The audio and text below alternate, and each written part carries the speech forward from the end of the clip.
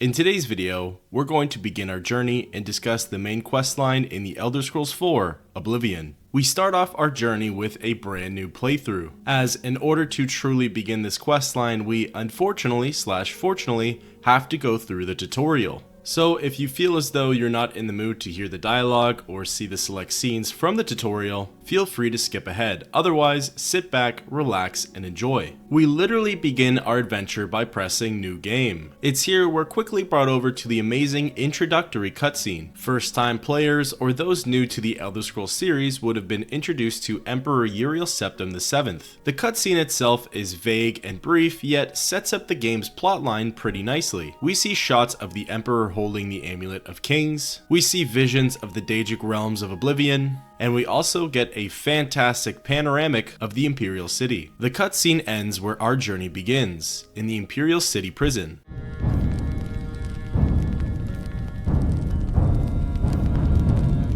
The very first thing we get to do in the game is design our character. We get to input things like their name, their race, their gender, their hairstyle and hair color, their eyes, and their face structure as a whole. Here we essentially recreate my main character, Bard 2.0, who pretty much looks like the design of this character. We'll switch over to the real level 25 Bard 2.0 as soon as we're through with the tutorial. Once we're done with our character customization, we can press done and we're immediately thrown into the game. We see we're in a jail setting and look around for some answers.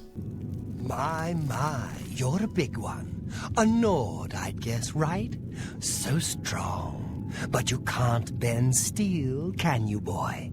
You can't do anything to get out of here. And those big muscles? They're going to waste away. When the end comes, you won't even have the strength to cry for your mother. That's right. You're going to die in here. You hear me, Nord? You're going to die in here. Hey, you hear that? The guards are coming. For you. We have a rather sour first interaction with an NPC. Regardless though, the Dark Elf is correct. We hear multiple voices coming down the stairs and approach our jail cell. Attacked. No, they're dead. I know it. My job right now is to get you to safety. What's this prisoner doing here? This cell is supposed to be off limits. Usual mix-up with the watch. Never mind. Get that gate open. Stand back, prisoner. We won't hesitate to kill you if you get in our way. You, prisoner, stand aside.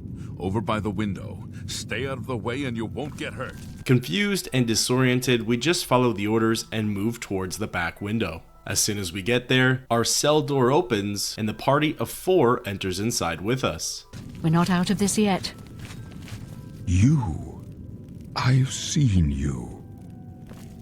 Let me see your face. You are the one from my dreams. Then the stars were right. And this is the day. Gods give me strength. We ask this man what's going on. Assassins attacked my sons, and I am next. My blades are leading me out of the city along a secret escape route. By chance, the entrance to that escape route leads through your cell. We ask him who he is. I am your emperor, Uriel Septim. By the grace of the gods, I serve Tamriel as her ruler. You are a citizen of Tamriel, and you too shall serve her in your own way. We ask the Emperor why we're in jail. Perhaps the gods have placed you here so that we may meet. As for what you have done, it does not matter. That is not what you will be remembered for. We ask what we should do. You will find your own path. Take care. There will be blood and death before the end. Please, sire, we must keep moving.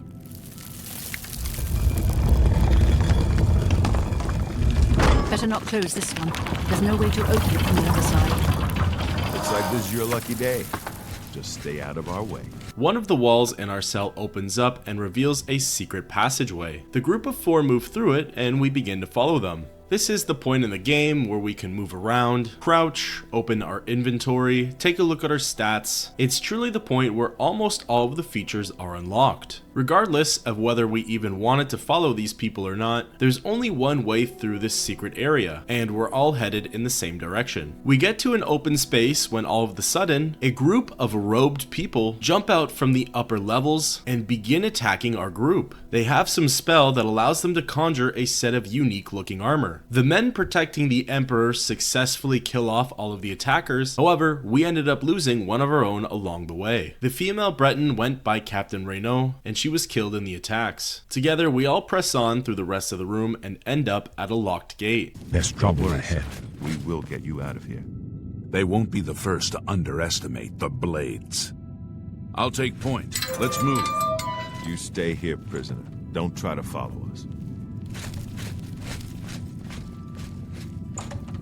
The Red Guard member of the team told us not to follow them, as now we've been left behind. However, as they say, when one door closes, another one opens. As a weak brick wall in the corner of the room collapses, two rats come running out at us. After dispatching them, we see what our next move is. It's this area in the game that we're introduced to all of the stats and features that are present within Oblivion. We find enemies such as rats and zombies. We find all sorts of chests, some which need to be lockpicked, others which are open and feature a variety of new weapons for us to use. The game introduces us to bows, warhammers, swords, fists. We're taught about what happens when our fatigue gets low. The game tells us about magicka, the different disciplines and classes that can be used for it. We're also introduced to mechanics like sneaking and pickpocketing along with alchemy. We see our skills increase as we use them in applicable scenarios. We're introduced to the world of blocking, armor, how to use potions. Ultimately, this isolated experience introduces the player to the perfect training grounds for the game. Ultimately, once we've finished with our little solo adventure through this area, we come across a door leading back to the Imperial subterrane. We descend down onto a lower platform and meet up with the Emperor along with his remaining two loyal guards. However, we're not alone in doing so, as the same group of assassins from before jump down to attack us. The two guards in our group successfully take care of them. However, we're now caught up in the middle of everything.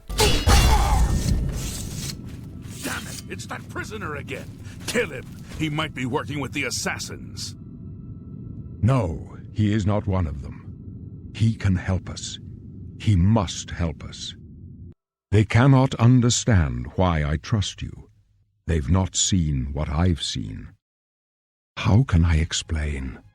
Listen, you know the Nine, how they guide our fates with an invisible hand. We say the Nine guide and protect us. I've served the Nine all my days, and I chart my course by the cycles of the heavens. The skies are marked with numberless sparks, each a fire, and every one a sign. I know these stars well, and I wonder which sign marked your birth. We're now brought over to a selection menu. It's here we can pick a starting buff for our character. Each buff offers something entirely different. Some grant use of a daily spell, others give instant buffs to attributes, some permanently increase things like magicka, fatigue, and health, and others even offer drawbacks like weaknesses to certain elements. We pick the sign of the warrior, which grants us a bonus of 10 points to strength and endurance. The signs I read show the end of my path. My death, a necessary end, will come when it will come. We ask him, what about us? Your stars are not mine. Today the warrior shall prove a stalwart companion when fortune fades. We ask him if he can see our fate. My dreams grant me no opinions of success. Their compass ventures not beyond the doors of death. But in your face I behold the sun's companion. The dawn of Akatosh's bright glory may banish the coming darkness. With such hope, and with the promise of your aid, my heart must be satisfied. We ask him if he's afraid to die. No trophies of my triumphs precede me, but I have lived well, and my ghost shall rest easy. Men are but flesh and blood. They know their doom, but not the hour. In this I am blessed to see the hour of my death, to face my apportioned fate, then fall. We ask him where we're going. I go to my grave. A tongue shriller than all the music calls me. You shall follow me yet for a while. Then we must part. You may as well make yourself useful. Here, carry this torch and stick close. We ask the Red Guard Boris about Uriel's septum. My job is to make sure the Emperor gets out of here alive, and I intend to do it. We ask him about something we heard before, the blades. We're the Emperor's bodyguards. Our job is to get him out of situations like this. Although I admit, things are not going according to plan. We learn a little more from Boris about the blades and their duty to protect the Emperor. Together, as a new group of 4, we move through the rest of the Imperial subterrane. Although it seems as that at every corner, more and more assassins keep popping out of nowhere and get the jump on us. Fortunately, they're not really aggroed onto us, as our character isn't really the best equipped, nor the highest of levels, so we don't have to worry too much about our fighting. Together, we all make our way into the next area called the Sanctum. Hold up. I don't like this. Let me take a look. We walk with the blade Glenroy to the other end of this hall. Looks clear. Come on. We're almost through to the sewers. The rest of the group follows suit and we all hook a right. However, it appears as though the way through is blocked. Damn it! The gate is barred from the other side. A trap! What about that side passage back there? Worth a try. Let's go. With only one other way to go, we all funnel into a small side room. As soon as we're all stuffed in there, however, the course of history is changed forever. It's a dead end. What's your call, sir? They're behind us. Wait here, sire. Wait here with the Emperor. Guard him with your life. Boris and Glenroy guard the entrance into the room. However, not very well though, as an assassin does break through and begins attacking us. It's here, the Emperor turns to us and speaks. I can go no further. You alone must stand against the Prince of Destruction and his mortal servants. He must not have the Amulet of Kings. Take the amulet, give it to Joffrey. He alone knows where to find my last son.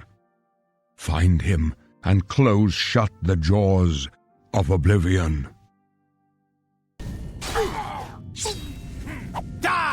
A false wall behind the Emperor lowers, and an assassin comes out of it. One slash proves to be fatal enough, and Emperor Uriel Septim VII has been slain. Boris comes running in, looks at the body, and then turns to us. We failed. I failed. The Blades are sworn to protect the Emperor. Now he and all his heirs are dead. The amulet. Where's the Amulet of Kings? It wasn't on the Emperor's body. We tell him the Emperor gave it to us. Strange. He saw something in you. Trusted you. They say it's the dragon blood that flows through the veins of every septim. They see more than lesser men. The Amulet of Kings is a sacred symbol of the Empire. Most people think of the red dragon crown, but that's just jewelry. The amulet has power. Only a true heir of the blood can wear it, they say. He must have given it to you for a reason. Did he say why? We tell him we're to take it to Joffrey. Joffrey? He said that? Why? We tell him there's another heir. Nothing I ever heard about, but Joffrey would be the one to know. He's the Grand Master of my order. Although you may not think so to meet him, he lives quietly as a monk at Weynon Priory, near the city of Coral. We ask him how we get there. First, you need to get out of here. Through that door must be the entrance to the sewers, past the locked gate. That's where we were heading. It's a secret way out of the Imperial City, or it was supposed to be secret. Here, you'll need this key for the last door into the sewers. We question the sewers. There are rats and goblins down there. But from what I've seen of you, I'm guessing you're an experienced knight. Am I right? We're now brought over to another menu where we can pick our class. Our class selection is much more important and holds a lot more weight than our birth sign selection did. This is where we get to pick what kind of character we wish to play as. And while it's not impossible to break out of the mold in which we choose, it's certainly a lot easier to just stay the course and play within the confines of our chosen attributes, skills, and combat preferences. We decide to make our own custom class. We choose a specialty in combat and pick strength and endurance as our favorite attributes. Then from there, we get to pick 7 major skills at which we'll be most proficient at. Our choices were Armorer, Athletics, Blade, Block, Heavy Armor, Marksman, and Restoration. The default name for this class is Adventurer, in which we keep, and we select it for our character. I wasn't far off. In any case, rats and goblins won't give you any trouble. We ask what our next move should be after the sewers. You must get the amulet to Joffrey. Take no chances, but proceed to Weynon Priory immediately. Got it? We tell him we understand. Good. The Emperor's trust was well placed.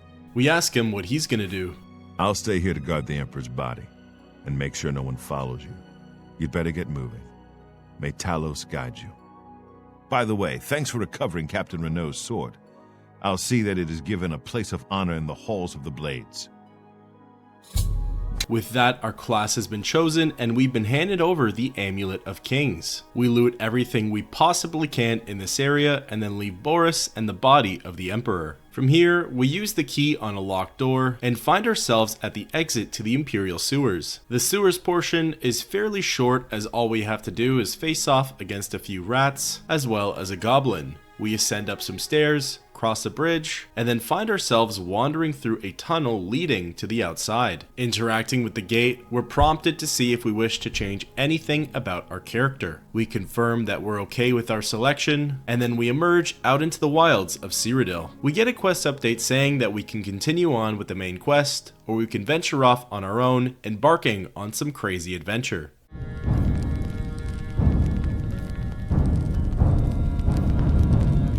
We pop open our map to see where Coral is, and moreover where Weynon Priory is. We scroll to the west and find our quest marker. Before we decide to head over there, however, we quickly scroll all around the map to see just how big the province of Cyrodiil is. One of the more appreciated features in Oblivion is the fact that you can fast travel to any of the major cities right at the beginning of the game, meaning that in an instant we can be right at our desired location. Or of course, as the game did suggest, we can wander around the wilds and landscapes of Cyrodiil in search of our next adventure, new enemies and NPCs, caves, loot, dungeons, etc. It's incredible just how much you discover and find within this game by walking to your desired location. There's plenty of little details that this world has to offer that most of us miss if we just don't look for it. However, in this instance though, we will be fast traveling to the North Country stables of Coral. Arriving, we receive a quest update that now that we're in the city of Coral, we should travel to Weynon Priory in order to find Joffrey. We travel a short distance east until we arrive at the monastery, and it's at this point where we switch over to the real Bard 2.0, aka our level 25 character. From here on out, the gameplay is going to be a little bit different. All of the enemies, their items, and the loot will be scaled to our level. Arriving at Weynon Priory, our quest marker directs us over to the lodge, which is called Weynon House. We enter inside and ascend up some stairs. For the most part, Weynon House is pretty quiet. However, in one of the corners upstairs, our quest marker points us to an older gentleman reading a book. We approach and speak with him. I'm Brother Joffrey. What do you want? We tell him we brought him the Amulet of Kings. This cannot be. No one but the Emperor is permitted to handle the amulet. Let me see it. We hand it over. By the Nine! This is the Amulet of Kings. Who are you? How did you get this? What do you know of the Emperor's death? We tell him the Emperor's last words. As unlikely as your story sounds, I believe you. Only the strange destiny of Uriel Septim could have brought you to me carrying the Amulet of Kings. We ask him who the Prince of Destruction is. The Prince of Destruction he referred to is none other than Mehrunes Dagon, one of the lords of the demonic world of Oblivion. The Emperor's words, "Close shut the jaws of Oblivion," certainly suggest that he perceived some threat from Oblivion. But all the scholars agree that the mortal world is protected from the Daedra of Oblivion by magical barriers. We ask him how Oblivion can threaten us then. I'm not sure. Only the Emperors truly understand the meaning behind the rituals of coronation. The Amulet of Kings is ancient. Saint Alicia herself received it from the gods. It is a holy relic of great power. When an emperor is crowned, he uses the amulet to light the dragon fires at the Temple of the One in the Imperial City. With the emperor dead and no new heir crowned, the dragon fires in the temple will be dark, for the first time in centuries. It may be that the dragon fires protected us from a threat that only the emperor was aware of. We tell him the Emperor asked us to find his son. I am one of the few who know of his existence. Many years ago, I served as captain of Uriel's bodyguards, the Blades. One night, Uriel called me into his private chambers. A baby boy lay sleeping in a basket. Uriel told me to deliver him somewhere safe. He never told me anything else about the baby, but I knew it was his son. From time to time he would ask about the child's progress. Now it seems that this illegitimate son is the heir to the Septim throne, if he yet lives. We ask where we can find Uriel's son. His name is Martin. He serves Akatosh in the chapel in the city of Kvatch, south of here. You must go to Kvatch and find him at once. If the enemy is aware of his existence, as seems likely, he is in terrible danger. And please, let me know if there's anything you need. My resources here are limited, but I will help in any way I can. We inquire further about the Amulet of Kings. It will be safest here with me. When you return with Martin, we will figure out our next move. We then ask him about the assistance he offered. I keep a few things here in my chest to resupply traveling blades. Help yourself to whatever you need. Here, the conversation pauses. Joffrey gets up from his chair and walks over to the chest in the corner. Unlocking it, we're able to look inside. This is a very good example of how some things just simply don't scale well to the player's level. Inside, we find iron and leather armor, steel weapons, and very basic potions. Our character is level 25, so we really don't have a need for any of this stuff. We return back to Joffrey. Your first priority now should be to find Martin and bring him back here. We ask him about Boris, one of the youngest blades ever to serve in the Emperor's personal guard. I am glad to hear that he survived, but I fear he will take the Emperor's death particularly hard. We ask him about the Dragonfires. The coronation of each new emperor is sealed when he uses the Amulet of Kings to light the dragon fires in the Temple of the One. The dragon fires of Akatosh remain lit until the death of the emperor. His successor then lights them anew upon ascending to the throne. With Emperor Uriel dead and no successor crowned, the Temple of the One will be dark for the first time in centuries. We then ask him about the Elder Council. The Elder Council rules in the Emperor's absence by ancient tradition. Chancellor Akato heads the Elder Council and is the closest thing the Empire has to a leader right now. But the Blades answer only to the Emperor, of course. We are not an arm of the government. We inquire again about Martin. He is a priest in the chapel of Akatosh in Kvatch. He never knew that he was Uriel Septim's son. You need to find him at once and bring him safely back here. We ask again about the Daedric Prince, Mehrunes Dagon. The Daedra Prince of Destruction, an inveterate foe of all mortal races. He was involved with Jagar Tharn's plot against the Empire years ago. It doesn't surprise me to find his hand in the current calamity. We ask Joffrey about the Blades. Yes, Boris told you right. I am the Grand Master of the Blades. We serve the Emperor and the Septim bloodline. Talos is our patron. You wonder to find me here? Discretion is our watchword. Only a few of us have the honor to serve publicly in the Imperial Guard. Finally, we inquire further about assistance. I don't have much here at hand, but you're welcome to anything you need from my chest in the reading room. Priam Aberil and Brother Piner may also be able to help.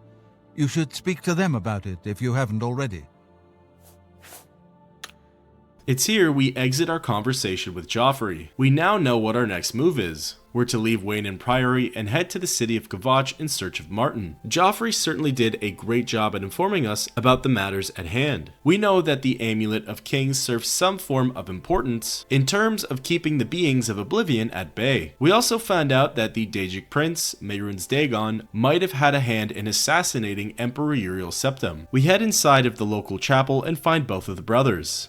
Welcome, good citizen. I'm Brother Piner, and this is Weynon Priory, a monastery. Can I help you? We ask him about assistance. Here, perhaps you will find this useful. One of the books I saved from my blades training. You go into danger. Joffrey didn't tell us any more than that, but know that our prayers go with you. We then ask him about the Blades. The Blades are closely linked to the Order of Talos. We both serve Talos, of course, and many of our brothers are former Blades. I myself was training as a Blade when I received the call to serve Talos in a different way. We ask him about the Order of Talos. It isn't widely known, but many brothers of the Order of Talos are also members of the Blades.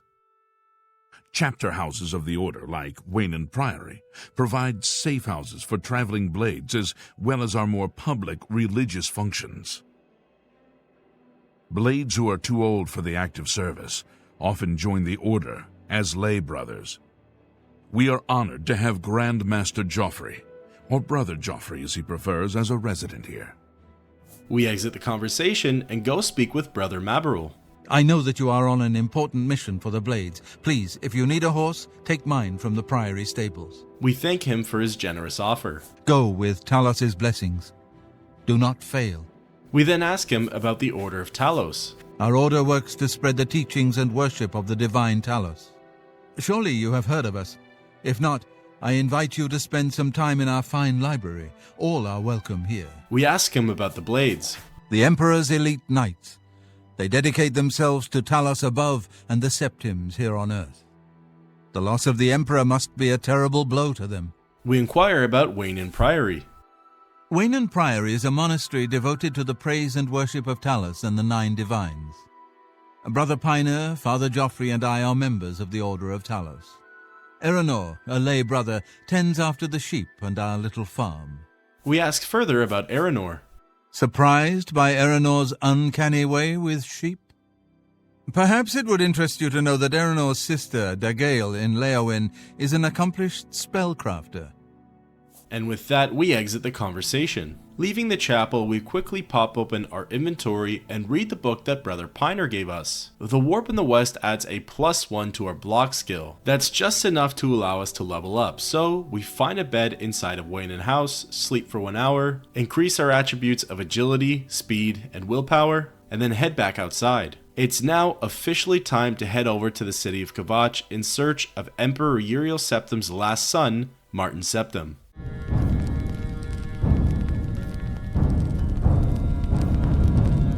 We pop open our map and scroll south to the city of Kvatch. Unlike the other major cities, for some reason we can only fast travel to the Gold Coast intersection that leads into the city. Arriving, we see an encampment hosting a variety of citizens. One rushes over to us. Come on, run while there's still time. The guard still holds the road, but it's only a matter of time before they're overwhelmed. We ask what we're running from. God's blood. You don't know, do you? Daedra overran Kvatch last night. There were glowing portals outside the walls, gates to Oblivion itself. There was a huge creature, something out of a nightmare, came right over the walls, blasting fire that swarmed around it, killing. We question that surely the whole city can't be destroyed. Go and see for yourself. Kvatch is a smoking ruin. We're all that's left. Do you understand me? Everyone else is dead. We ask how he escaped. It was Savli and Matthias. Some of the other guards helped some of us escape. They cut their way out, right through the city gates. Savlian says they can hold the road. No, I don't believe him. Nothing can stop them. If you'd seen it, you'd know.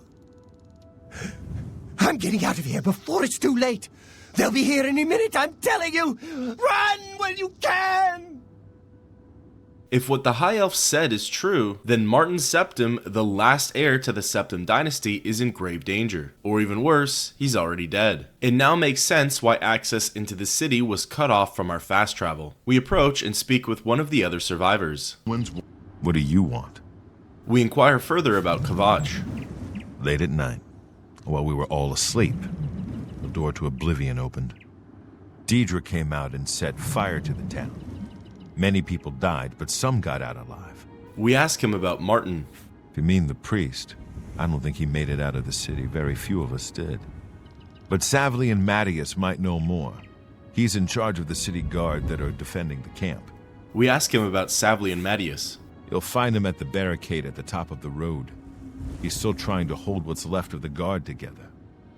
We exit the conversation and begin to walk up the pathway. In quite the terrifying manner, the further up we go, the more we can witness the sky changing from a dark gray to a crimson red. The details and patterns of the red almost appear as though vein-like, practically reflecting the spilled blood of the civilians. Making it to the top of the road, we see a small garrison of Kvatch guards holding their ground behind wooden spikes. Just ahead of them, along the rest of the road, we see the city walls of Kvatch. Surrounding the walls are destroyed and burnt down trees, rubble, demonic spires in which we've never seen before, and even worse, a glowing portal of some kind. Coming out of the portal are horrific forms of Daedra. In particular, due to our level, we face off against Spider Daedra with the guards. Once the last of our foes have been defeated, we see the Kvatch garrison fall back behind the spikes. It's here we approach and speak with whom we presume the captain to be.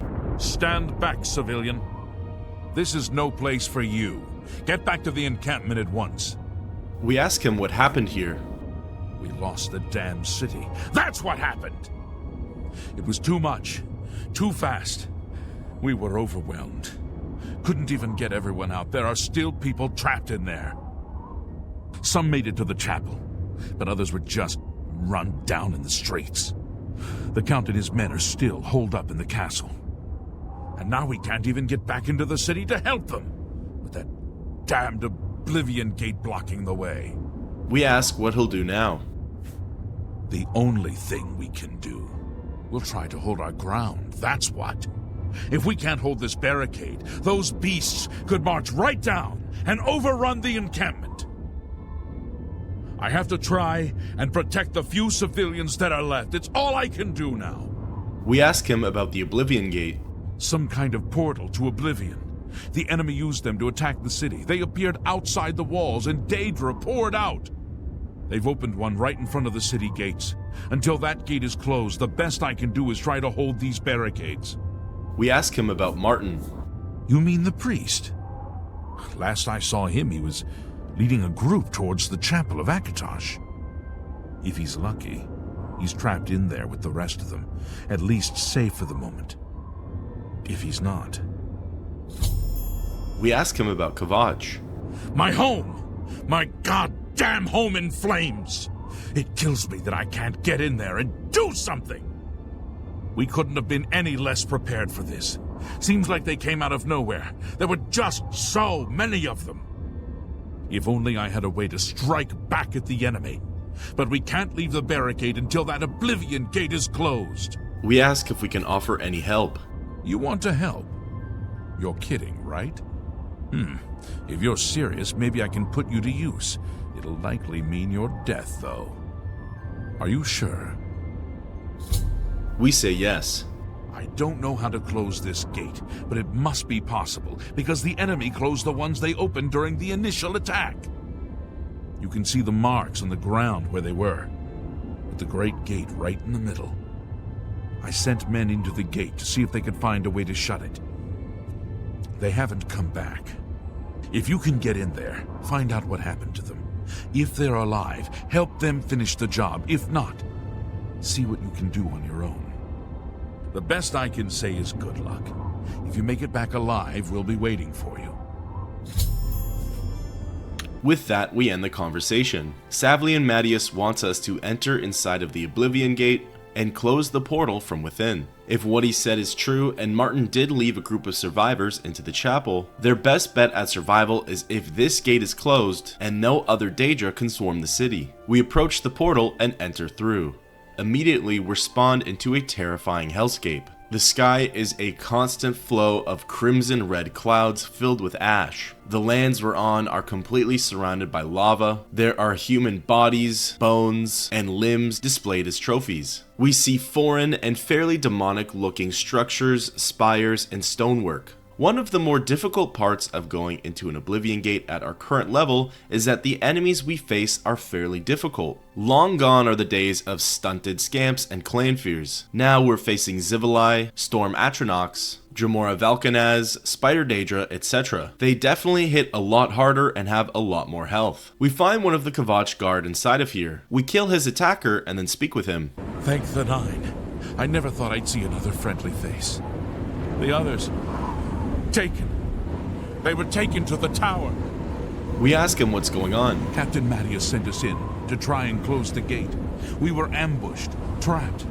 and picked off. I managed to escape, but the others are strewn across that bridge. They took Menion off to the big tower. You've got to save him. I'm getting out of here. We tell him we could use his help. You're right. I can't just leave poor Menion to his fate. If he's still alive, we've got to try to save him. All right, lead the way. Let's find Menion. Get out of here.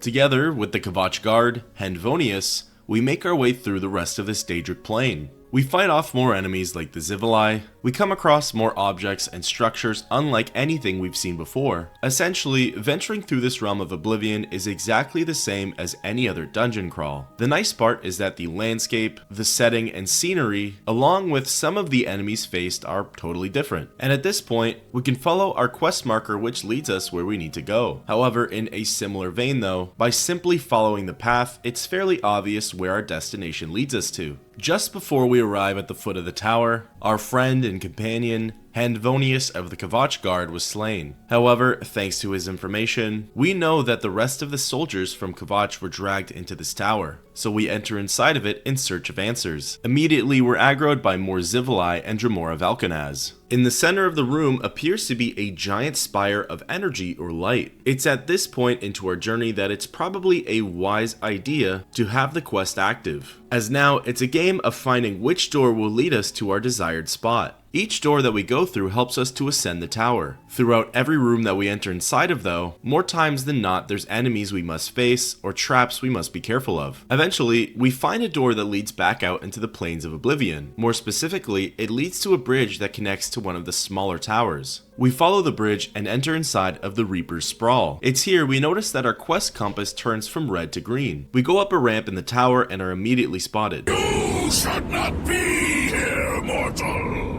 Your blood is forfeit! Your flesh is mine!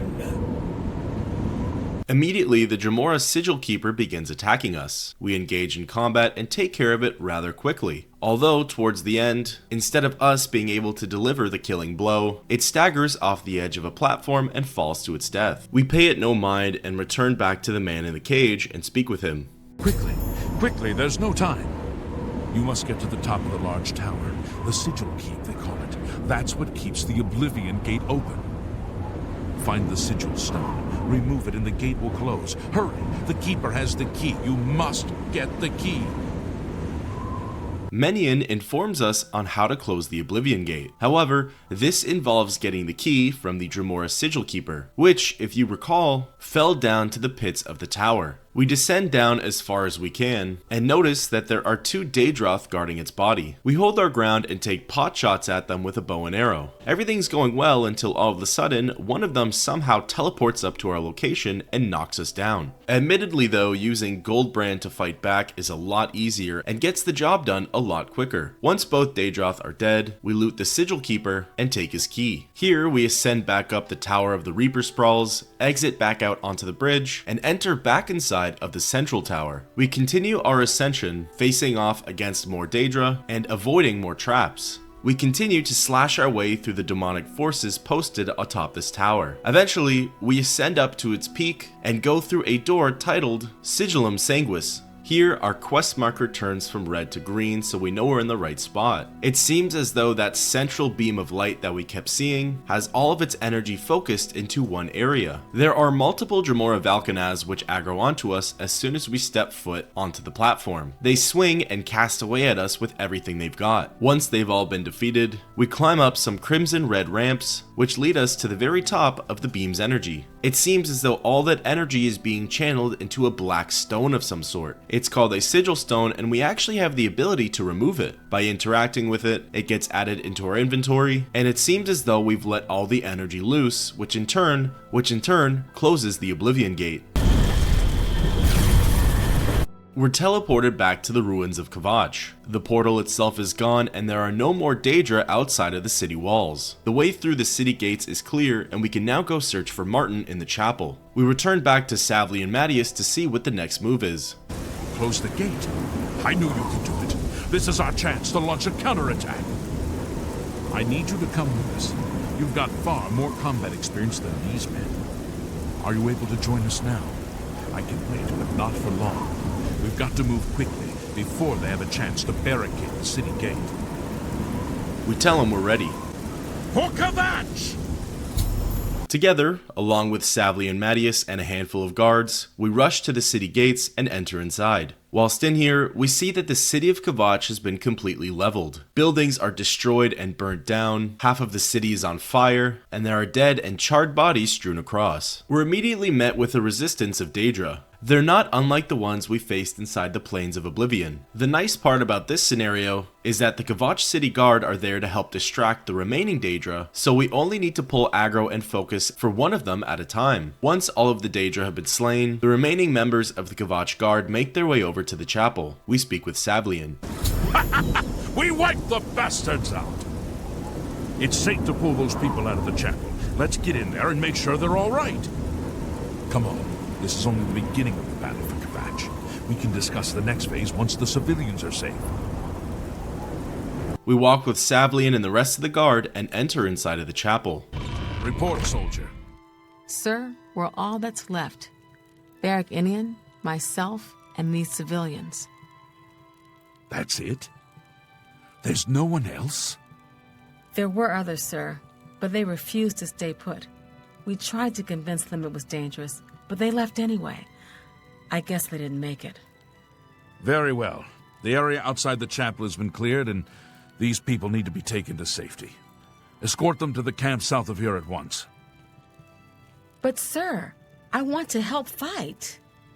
You will, soldier. Once they're secure, get back here immediately. We'll need every available blade, and there'll be plenty of fighting to go around. Sir, yes, sir.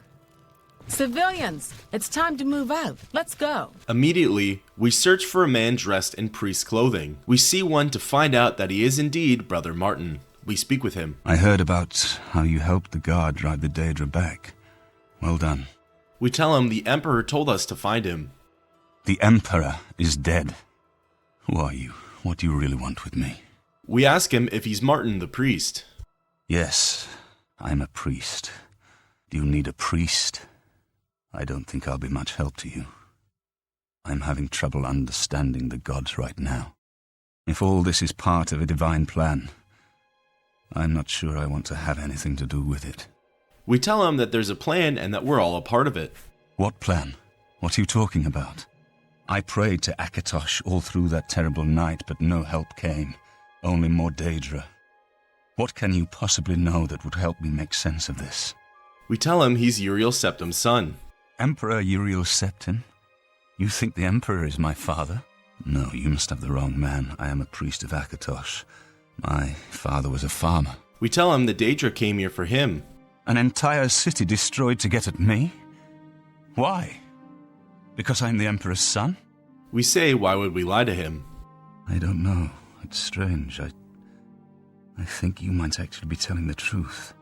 What does this mean? What do you want from me? We tell him to come with us to Weynon Priory. You destroyed the Oblivion Gate, they say. You gave them hope. You helped them drive the Daedra back. Yes, I'll come with you to Weynon Priory and hear what Joffrey has to say. Lead on. Martin, although skeptical, does believe in us when we tell him that he's the true son of Emperor Uriel Septim.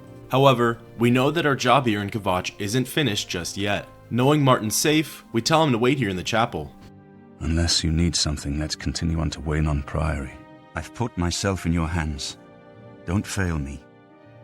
We feel a sense of duty to help out Savli and Mattias in completely breaking the siege of Kvatch and driving the Daedric forces out of it. With Martin safe and secure inside of the chapel, we can continue with our efforts on reclaiming the city of Kvatch.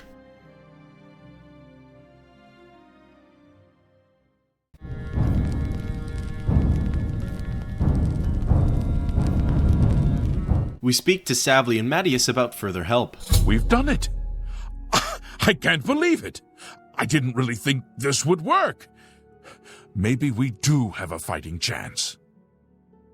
Oh yes, we're not done, not even close. This was only the first step. If this town is to be ours again, we'll need to get inside the castle. You've come this far with us. Will you go further? If we're truly going to succeed, I'll need much more of your help. I warn you, though, what we've seen so far is nothing compared to the battle that likely awaits us. Take a few moments to catch your breath and think it over. When you're ready, let me know and we'll get underway. With the surrounding Daedra cleared out, we know that Martin should be safe within the chapel. We already told him to stay put as his intent is to follow us, so with our mind made up, we return back to Savlian to let him know our answer. Are you ready to go? We need your help getting to the castle, but we need to move soon. We tell him we're ready to go. I knew you'd be up to it! Our goal is the castle gate. We should be able to use this door to get out to the plaza in front of the castle gatehouse. You know the drill. Stick close and keep your eyes open. Let's move out! Together, with what little forces we have left, our small squadron exits the chapel and heads back out into the ruins of Kvatch. We see similar types of Daedra to those whom we saw in the Oblivion Gate. However, similar to the battle we went through in the town square, we have the help of the Kvatch guard to at the very least pull aggro off of us. Now, for lore purposes and storytelling, we told Martin to stay in the chapel. However, in reality, he actually makes for a very powerful and useful ally. He not only follows us around, but is essential and therefore cannot die, and he has the ability to cast very powerful destruction magic. With this section of Kvatch cleared, we turn our heads towards the castle. However, some problems have occurred. Damn it! This is no good! The gates are locked, and the only way to open them is from within the gatehouse. We can't open that gate from out here. The only mechanism for raising it is inside the gatehouse. And the only way to get into the gatehouse now will be through the passage at the North Guardhouse, but that's always kept locked.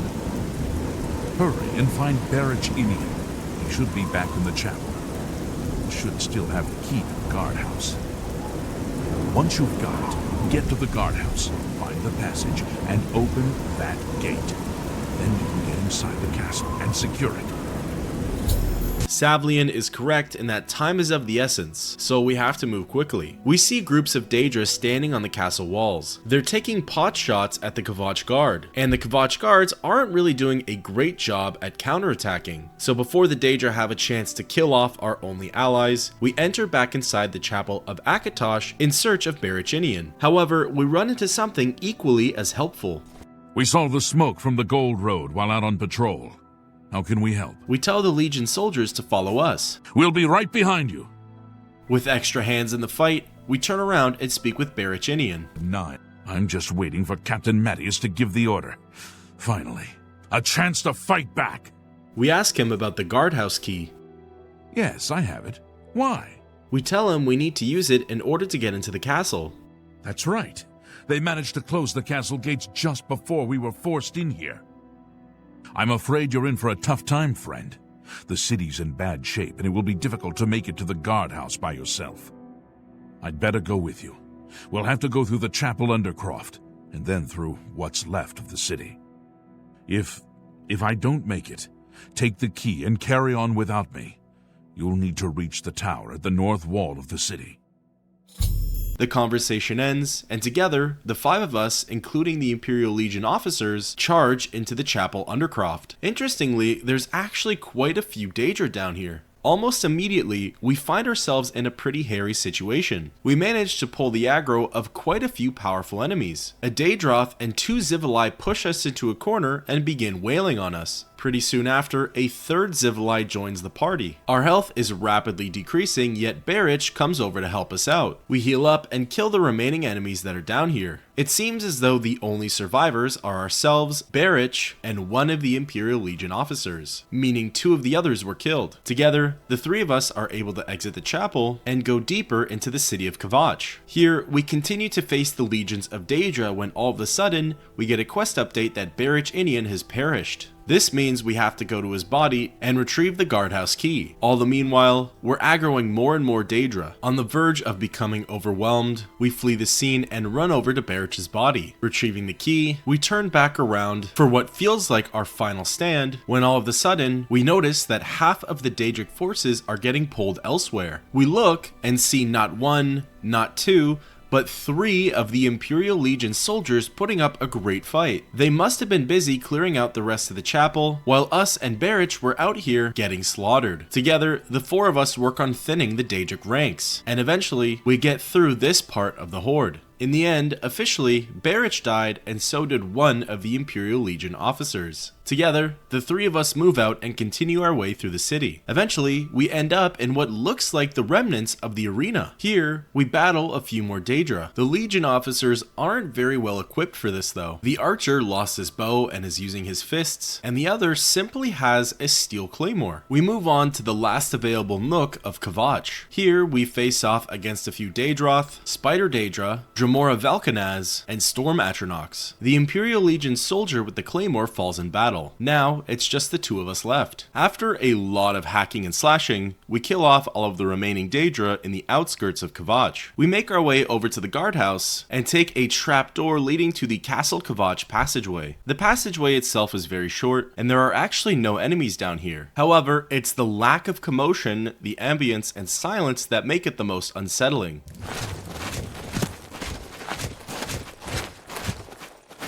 At the end of the passageway, we find a ladder leading back up to the city of Kvatch. This ladder brings us to the space in between the gates leading to the castle and leading back out into the city. We ascend some steps and turn the gate lever. This opens both sets of gates. The plus side is that the Kvatch guard can now run through and continue to recapture the city. The downside is that now we have to take on the horde of Daedra that were present from within the castle courtyard. It's here that very quickly we get cornered in by all of our attacking foes, and our health continues to deplete rather quickly. We're lucky enough in that we find an opportunity to escape the overwhelming forces. At this point, we can bottleneck the remaining Daedra, attack them one-on-one, and slowly deplete their forces. Worth noting is that the Kvatch guard is definitely putting up a pretty great fight. Having Martin here by our side would have helped a lot more, but the good part is that Savlian Mattius is essential, so he only gets knocked unconscious. Eventually, we revel in a small victory that we defeated all of the remaining Daedra in the courtyard. This is when Savlian comes over to talk to us.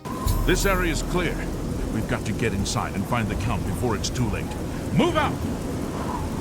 Together, the small group that remains of us rushes towards the castle doors and enters inside. In a hopeful manner, we've officially breached the walls leading inside of the castle. We get to see the remnants and debris of what was once the great interior of Castle Kvatch. We get to see the interior design, the color scheme, the way the pillars, walls, and rooms are laid out. It's a shame because Kvatch was truly a beautiful city, and it would have been really nice to get to see it in its full glory. Once we defeat all of the enemies in this area, Savlian Mattius comes over to speak with us.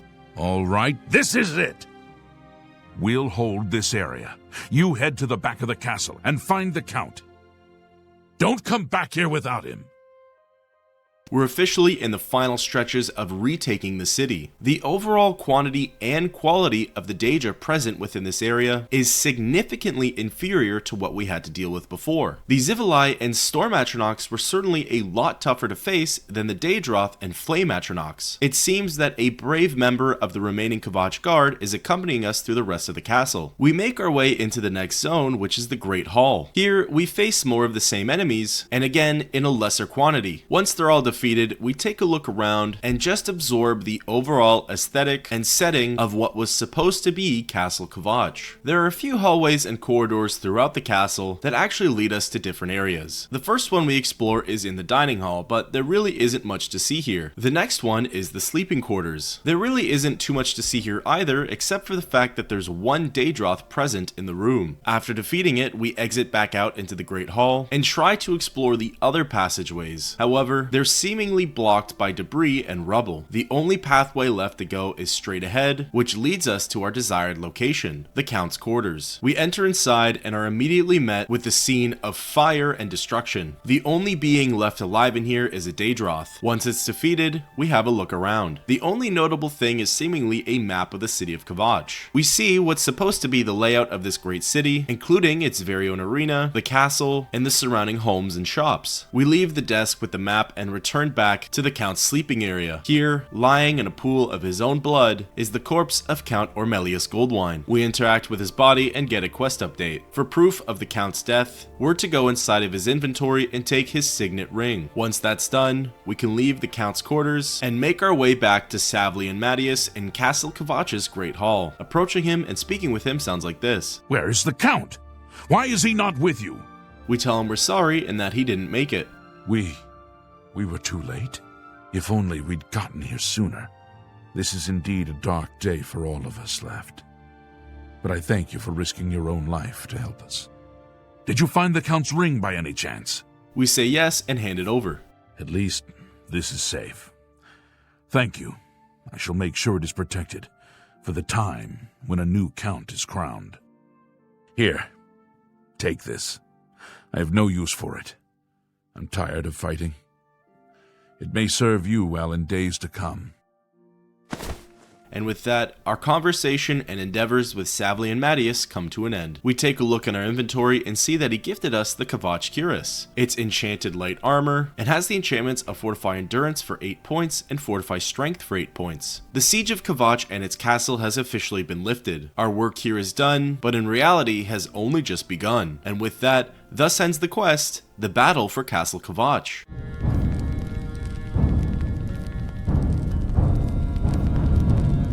We leave the castle, run back out into the courtyard, and make our way over to the chapel where we left Martin. Entering inside the chapel of Akatosh, we speak with Martin and let him know we're ready to go. Unless you need something, let's continue on to Weynon Priory. We tell him to follow us. To Weynon Priory, then. Together, we exit the chapel. We pop open our map and scroll over to Weynon Priory and fast travel to our desired location. Arriving, something doesn't seem quite right. The stable hand Aranor comes running over to us. Help! You must help! They're killing everyone at Weynon Priory. We ask him what happened. I don't know. I think they're right behind me. Prior Maborel is dead. We ask him who's attacking Weynon Priory. I was in the sheepfold when they attacked. I heard the prior talking to someone. Looked around the corner to see who it was. They looked like travelers, ordinary. Suddenly weapons appeared in their hands, and they cut the prior down before he could move. They saw me watching, and I ran. We ask if Joffrey's safe. I don't know. In the chapel, praying, I think. You must help us!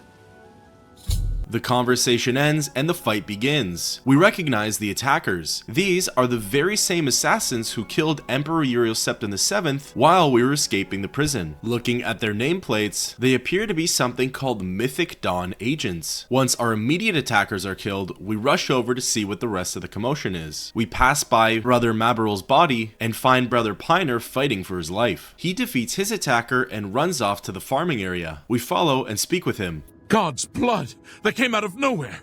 Have you seen Grandmaster Joffrey? We tell him that Aranor last saw him in the chapel. Quick! He may need our help! Together, the three of us run over to the Weynon Priory Chapel and enter inside. We see two of the assassins cornering Joffrey. Before the fight even has a chance to break out, we lunge in and kill his attackers. Once all is said and done, we approach Joffrey and speak with him. You're back. Thank Talos. They attacked without warning. I was praying in the chapel when I heard Prior Maborel shout. I had just time to arm myself. The Amulet of Kings. I fear that was the target of this attack. I kept it in a secret room in Weynon House. We need to go see if it is safe. We tell him we'll go check on the amulet. We'll go together, but I fear the worst.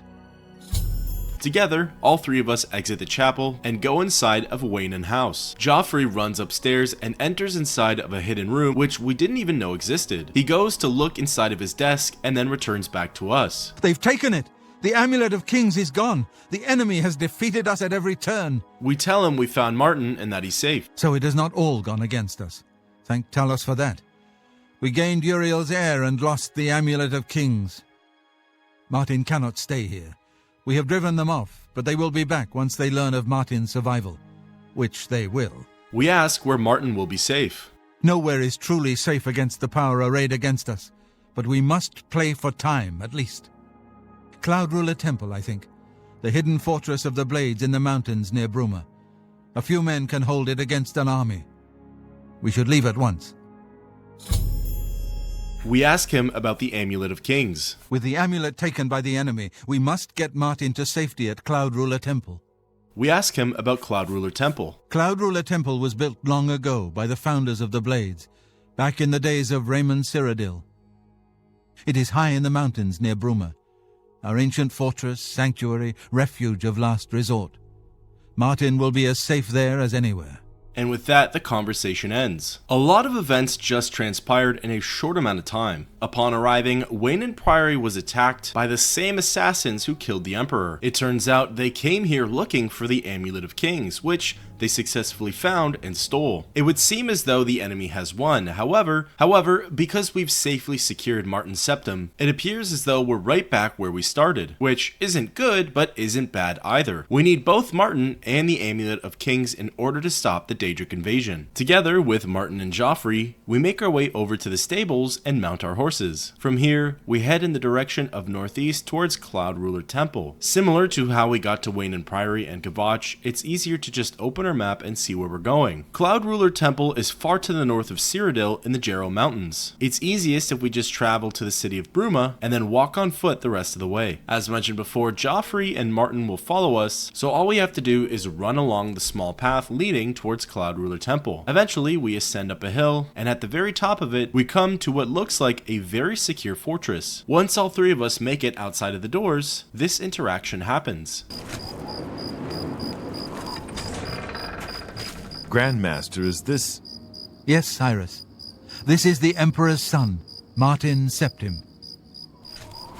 My lord, welcome to Cloud Ruler Temple.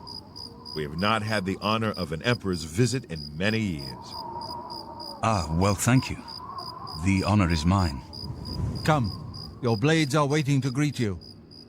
Altogether, the three of us follow this member of the Blades up some stairs and inside of the fortress walls. At the very top, we see a small battalion of Blades lined up awaiting Martin's arrival. Blades, dark times are upon us.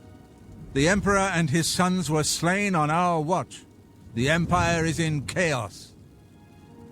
But there is yet hope.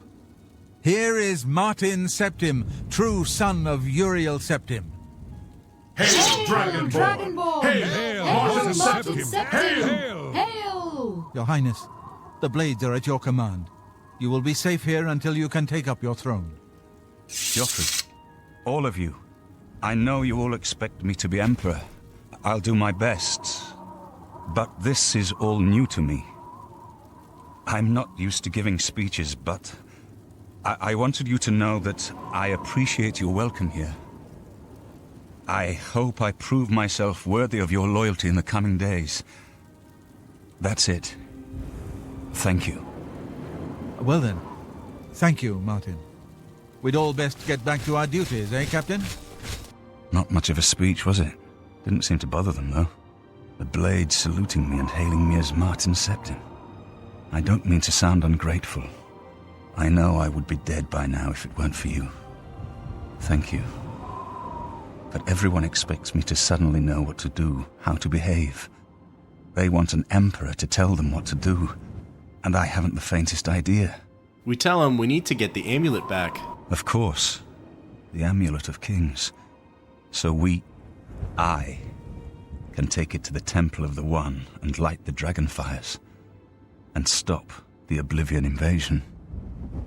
And we tell him he'll be the Emperor. The Emperor? That's an idea that will take some getting used to. In any case, we need the amulet first. Maybe Joffrey will know where to start. We ask him about the Amulet of Kings. All practitioners of Daedric magic are familiar with the almost impenetrable barrier between our world and Oblivion. What the Emperor told you implies that the amulet is the key to the preservation of that barrier. What I saw at Kvatch, everything I know about Daedric magic says that such stable portals are impossible. Yet those gates to Oblivion existed. The old rules no longer apply. Kvatch is only the beginning of what Mehrunes Dagon will do. If the amulet is truly the key to restoring the barriers between our world and Oblivion, you must waste no time in recovering it. We ask him about Daedric magic. I haven't always been a priest. In my youth, I followed a different path. I know more than I want to about the seductive power of Daedric magic. Let's just leave it at that. We ask him about Oblivion gates. Something has changed to make these stable portals to Oblivion possible. Joffrey believes that the death of the Emperor and the darkening of the Dragonfires is the key. We exit the conversation. Don't worry about me, my friend.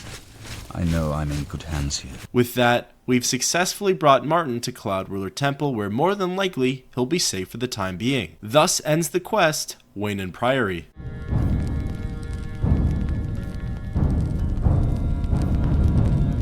Now, we go back to Joffrey to see what we can do about recovering the Amulet of Kings. You have proven yourself a loyal servant of the Empire, as worthy as any of the Blades to stand by Martin's side during this crisis. As the Grand Master of the Blades, I would be honored to accept you into our order. Will you join us? We ask, what are our duties as a Blade? The Blades are sworn to the service of the Emperor as the mortal representative of the dragon blood of the divine Talos. We accept his offer and join the Blades. It is my honor to welcome you into our ranks as a Knight Brother of the Blades. We ask him further questions about the Blades. This fortress is well supplied with arms and armor. Use what you need from the armory in the East Wing. We then ask him further about Cloud Ruler Temple. This place was built by Raymond Cyrodiil Zakaviri Dragon Guard at the founding of the Second Empire. Since then, it has served the Blades as headquarters, fortress, and sanctuary. We can protect Martin here until you recover the Amulet of Kings. Then finally, we decide to discuss the Amulet of Kings. You're right. We must try to recover the amulet before the enemy takes it out of our reach. You should go back to the Imperial City.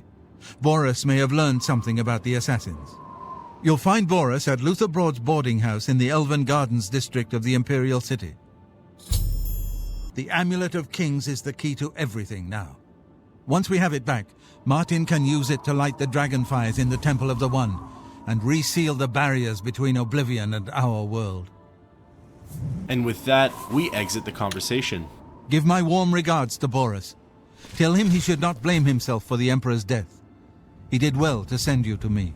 Joffrey tells us that we're to search for the other sole survivor of the assassination attempt on the Emperor. Boris was the young Red Guard member whom we left behind with the Emperor's body in order for us to get to Weynon Priory. We quickly decide to look around Cloud Ruler Temple before heading over to the Imperial City. We can find other members of the Blades, the training area, their sleeping quarters, the armory, and even a little area for us to bunker down in. As suggested before by Joffrey, there's some armor and weapons that we could take if we wanted to. However, just given our current level and that of our gear, it doesn't really make a whole lot of sense to switch over to it. So instead, we replenish where we can and exit outside back into the courtyard of Cloud Ruler Temple. From here, we pop up on our map and fast travel over to the Imperial City Elven Gardens district. Arriving, we make our way over to Luther Broad's boarding house and enter inside. We see Boris sitting atop one of the stools by the counter. Right now, we're not even sure if he wants to speak to us given the events that transpired. We decide to approach, sit next to, and speak to him. Listen, I'm going to get up in a minute and walk out of here. That guy in the corner behind me will follow me. You follow him. We frantically interject and tell him that the enemy has the amulet. We can't talk now. Just follow my lead. Excitedly, we tell him that we did find Uriel's heir. Don't talk. Just follow my lead. Catching on, we tell him we're ready. Good. Remember, wait for him to follow me. I want to see what he'll do. Boris slowly gets up from his stool, walks over to Luther Broad's basement, and goes to the door. At this point, the man in the corner whom Boris was worried about gets up and follows him. So, as a part of the plan, we get up and follow that man. Boris is out of our sight, yet we can still see the stranger. We turn the corner, and just as expected, he casts a spell that turns him into one of the assassins. Together, both us and Boris slash and hack away at him until he's dead. Upon his defeat, Boris comes over to speak with us. Search his body. I'll keep an eye out in case any of his friends are nearby. We walk over to the man's corpse and look inside of his inventory. The only thing that seems odd is a book called the Mythic Dawn Commentaries 1. We pick it up and receive a quest update. We exit his inventory and go back to Boris. Good work. I am glad to see you, by the way. You just caught me at a bad time. We ask, what has he learned? The assassins who killed the Emperor were part of a Daedric cult known as the Mythic Dawn. Apparently worship the Daedra Lord Mehrunes Dagon. I've been tracking their agents in the Imperial City. I guess they noticed. We reiterate what we said before and tell him we found the heir. I had hoped I heard you correctly. Thank Talos. The blades will protect Martin until he can claim his throne. Don't worry, or we will die trying. We also say that the enemy has taken the amulet. So you said. That's very bad news. We ask him what's our next move. There's a scholar at the Arcane University. Tarmina's her name. Supposed to be an expert on Daedric cults. Why don't you take that book to her? See what she makes of it. I'll keep running down leads on the Mythic Dawn network. If you learn anything, you can find me at Luther Broad's. May Talos guide you. We ask him further about Tarmina. Like I said, she's one of the brains over at the Arcane University. Supposed to know everything there is to know about Daedric cults. We exit the conversation. I hope you learned something from Tarmina about that book. This might just be the break we need. From here, we ascend back up from the basement of Luther Broad's boarding house and exit back out into the Elven Gardens district. Because we've already completed the Mages Guild questline, we're actually very familiar with Tarmina. She helped us out during the quest titled Necromancer's Moon and helped us figure out the sorcery behind Black Soul Gems. We enter inside of the Mystic Archives at the Arcane University, seek out Tarmina, and speak with her. Ah, you must be the one I got the message about. How can I help you? We ask her about the Mythic Dawn. You know of them? One of the most secretive of all the Daedric cults. Not much is known about them. They follow the teachings of Mainkar Cameron, whom they call the Master, a shadowy figure in his own right. We tell her we found one of their books. Ah, yes. Commentaries on the Mysterium Xarxes. Wonderful. You have a scholarly interest in Daedric cults, then? We tell her we need to find the Mythic Dawn. Find them, eh? I won't poke my nose any further. Official business and all that. I'm used to working with the blades. Don't worry. Say no more. In any case, finding them won't be easy. I've studied Mainkar Cameron's writings a bit myself. At least those that I could find. It is clear from the text that Mainkar Cameron's commentaries come in 4 volumes, but I've only ever seen the first 2 books. I believe that his writings contain hidden clues to the location of the Mythic Dawn's secret shrine to Mehrunes Dagon. Those who unlock this hidden path have proven themselves worthy to join the ranks of the Mythic Dawn cult. Finding the shrine is the first test. If you want to find them, you'll need all 4 volumes of the commentaries. We ask where we can find these books. Here, you can have the library's copy of Volume 2. Treat it gently, if you please. As I've said, I've never even seen the 3rd and 4th volumes. You should try first edition over in the Market District. Phintius, the proprietor, caters to specialist collectors. He may have an idea of where to locate those books. Before going, we asked Tarmina about the Mythic Dawn. They worship the Daedra Lord Mehrunes Dagon, according to the teachings of their leader, Mainkar Cameron. No one knows how widespread the cult is or where their shrine to Mehrunes Dagon is located. We then ask about the Mysterium Xarxes, the holy book of the Mythic Dawn, supposedly written by Mehrunes Dagon himself. If it exists, it would be an artifact of great and evil power. Then finally, we ask about Mainkar Cameron, the supposed leader of the Mythic Dawn cult.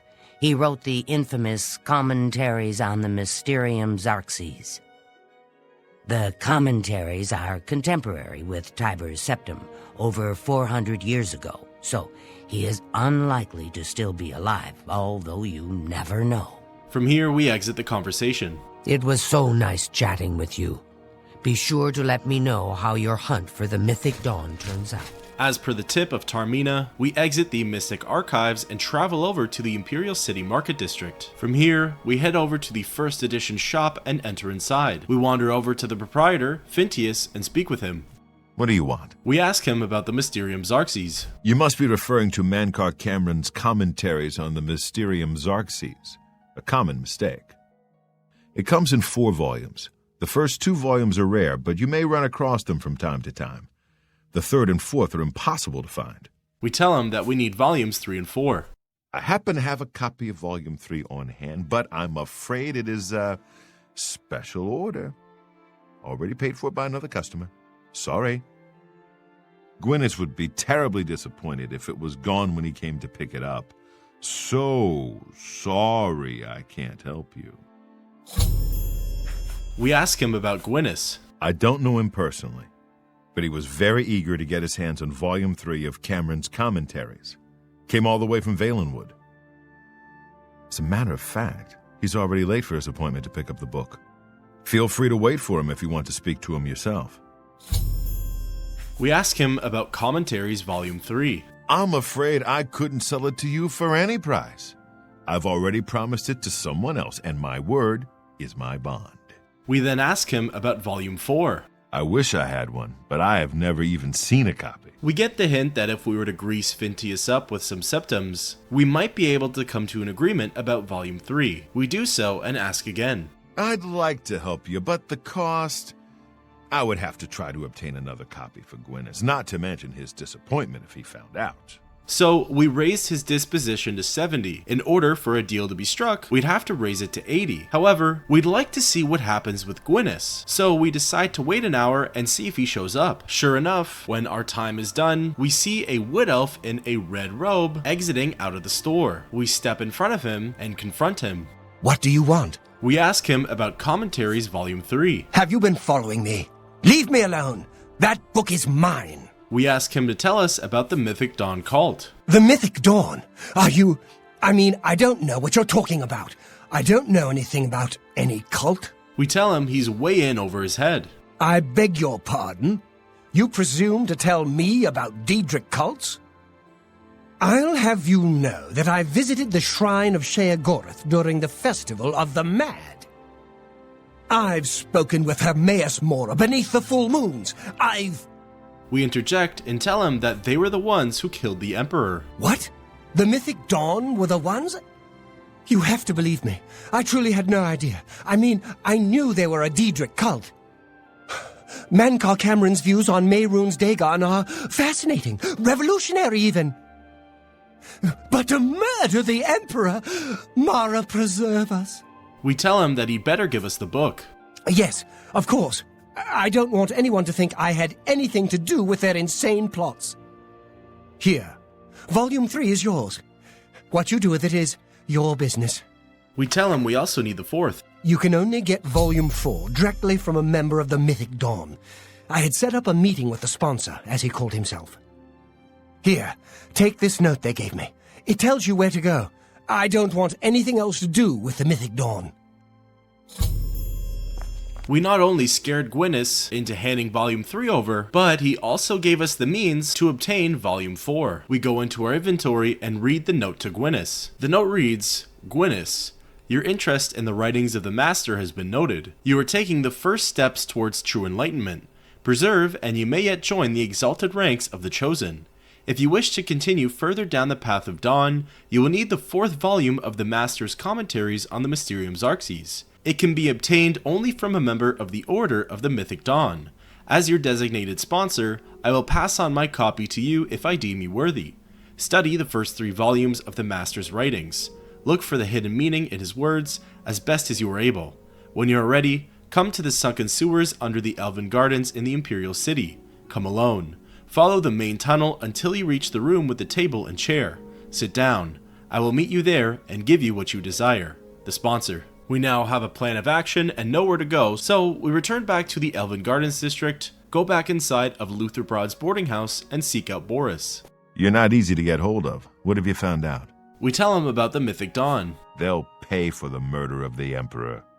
Now that we know who they are, it's only a matter of time. We then tell him about the Mythic Dawn meeting. This just might be the break we've been looking for. Good work. We need to get that 4th book then.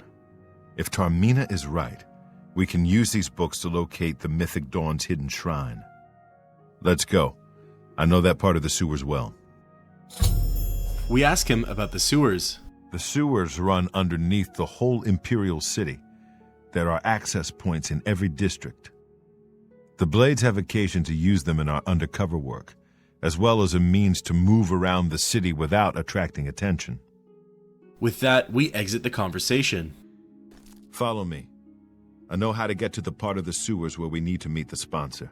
Boris leads the way, and together we exit Lutherbrod's boarding house. He leads us through the Elven Gardens district and takes us through one of the small side paths. Here we wind up in one of the smaller courtyards and make our way through the sewer grate that leads below the Elven Gardens. Down here it's an incredibly slow dungeon crawl. Boris moves at a walking pace and there's quite a bit of sewers to go through. For the most part we face rats and mud crabs, so it's not super challenging. The only part where it does get a little tricky, however, is when it comes to facing the goblins. Given our level, we're fighting against goblin warlords and high-level goblin shamans. They don't hit particularly hard, but for some reason they do have quite a lot of health. And moreover, the fact that they're all bunched and grouped up makes it so they do deal quite a lot of damage when you're ganged up on. We deal with at least 2 different groups of goblins throughout this area, and to be fair, the last quote-unquote group of goblins was a singular goblin shaman. Eventually, our journey leads us to a door which has a stairwell beside it. We approach, and Boris speaks with us.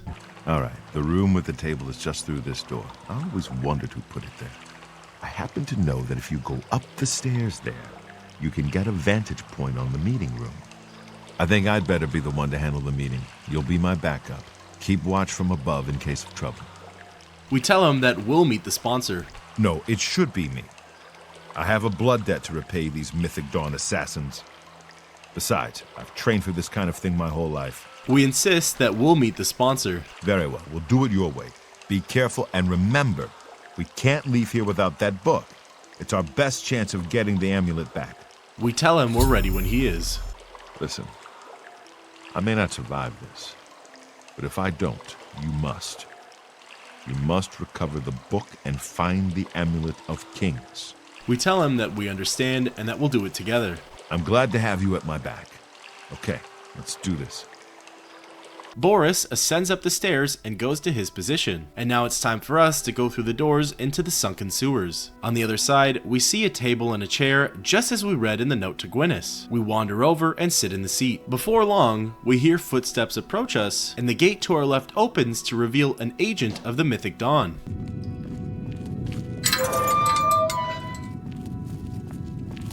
So, you want to become one of the chosen of Mehrunes Dagon? The path of dawn is difficult, but the rewards are great. I have the book you seek.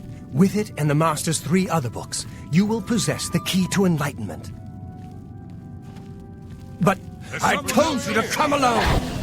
In an instant, 2 other agents from the Mythic Dawn enter into the area and spot Boris on the upper level. It's here we act very quickly and try to pull the aggro of as many Mythic Dawn agents as possible. The reason being is that as of right now, Boris is marked as non-essential, so if he's overwhelmed and killed, he stays dead for good. We kill 2 of the agents and make our way to attack the final one. Once he's dead, we wander over to the body of Raven Cameron and take the Mythic Dawn Commentaries 4, as well as the Sunken Sewers key from his inventory. Once that's taken care of, we go over to Boris and speak with him.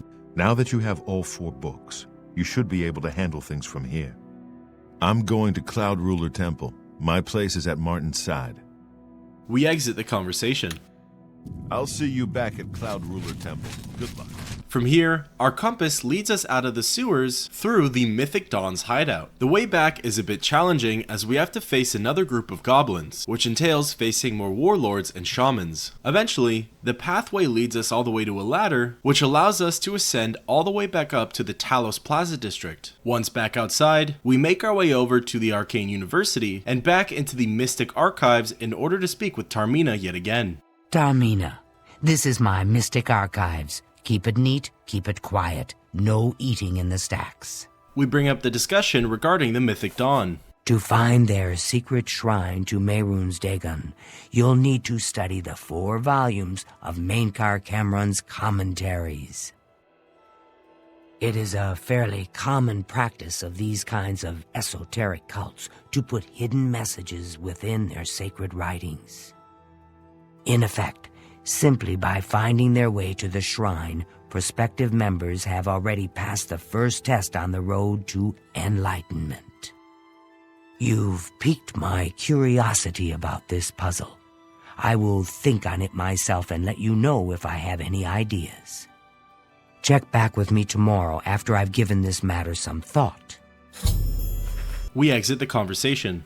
I'll keep studying the first 2 volumes of the commentaries. Who knows, I might turn up something before you do. According to Tarmina, we're likely to find a hidden message regarding the Mythic Dawn written across all of the entries of the commentaries on the Mysterium Xarxes. At first, we skim through a lot of the paragraphs to see if there's any notable information which could help us out. Eventually, we realize that there's simply too much written in here for the secret message to be layered in. Worth noting is that with each commentary that we read, we increase a skill point in one of the different schools of Magicka. It takes us only a little bit of time before we clue in on the first letter for each paragraph. The first letter for each paragraph is seemingly emboldened and designed differently, and this is likely for a reason. Going back to the first commentary, we see that the first letter of each paragraph spells out the words Green Emperor. The second commentary spells out the words Where. Volume 3 of the commentary spells out the words Tower Touches, and the first letter of each paragraph for the fourth commentaries reads out Midday Sun. Putting it all together, the hidden message within the commentaries on the Mysterium Xarxes is Green Emperor Way, where tower touches midday sun. Even though we cracked the code, we still decide to wait the full 24 hours and return back to Tarmina to see what she figured out. It's my pleasure. Please continue. We ask about the Mythic Dawn. I turned up copies of the first 2 volumes from my colleagues, and I spent a little time rereading them. Mainkar Cameron certainly is a fascinating writer, undoubtedly insane, but fascinating. But more to the point, it appears to me that the first words of each paragraph may be significant. A message may be hidden there. I'll continue to study the problem. Come by tomorrow if you like. I may think of something else. Exiting our conversation with Tarmina, she pretty much confirms our theory, even though we already have a pretty sound one, and we take the time to now travel over to the Imperial City Palace and make our way onto the Green Emperor Way. So the proper way to solve this puzzle is by waiting until 12 PM on a sunny day. Once done so, here on the Green Emperor Way, we have to move into a specific location where the Imperial Palace eclipses the sun. So waiting until noon and wandering around, the exact spot should bring you to the tomb of Prince Camarillo. So waiting for midday and approaching the tomb, we'll see that on the side of it facing east, there are carvings of the sun and the continent of Cyrodiil that glow red. Approaching and interacting with it, we receive our next quest titled Daedric Shrine. We now have the exact location of the Mythic Dawn hideout, and it's likely there that we're to find the Amulet of Kings. And with that, thus ends the quest, The Path of Dawn.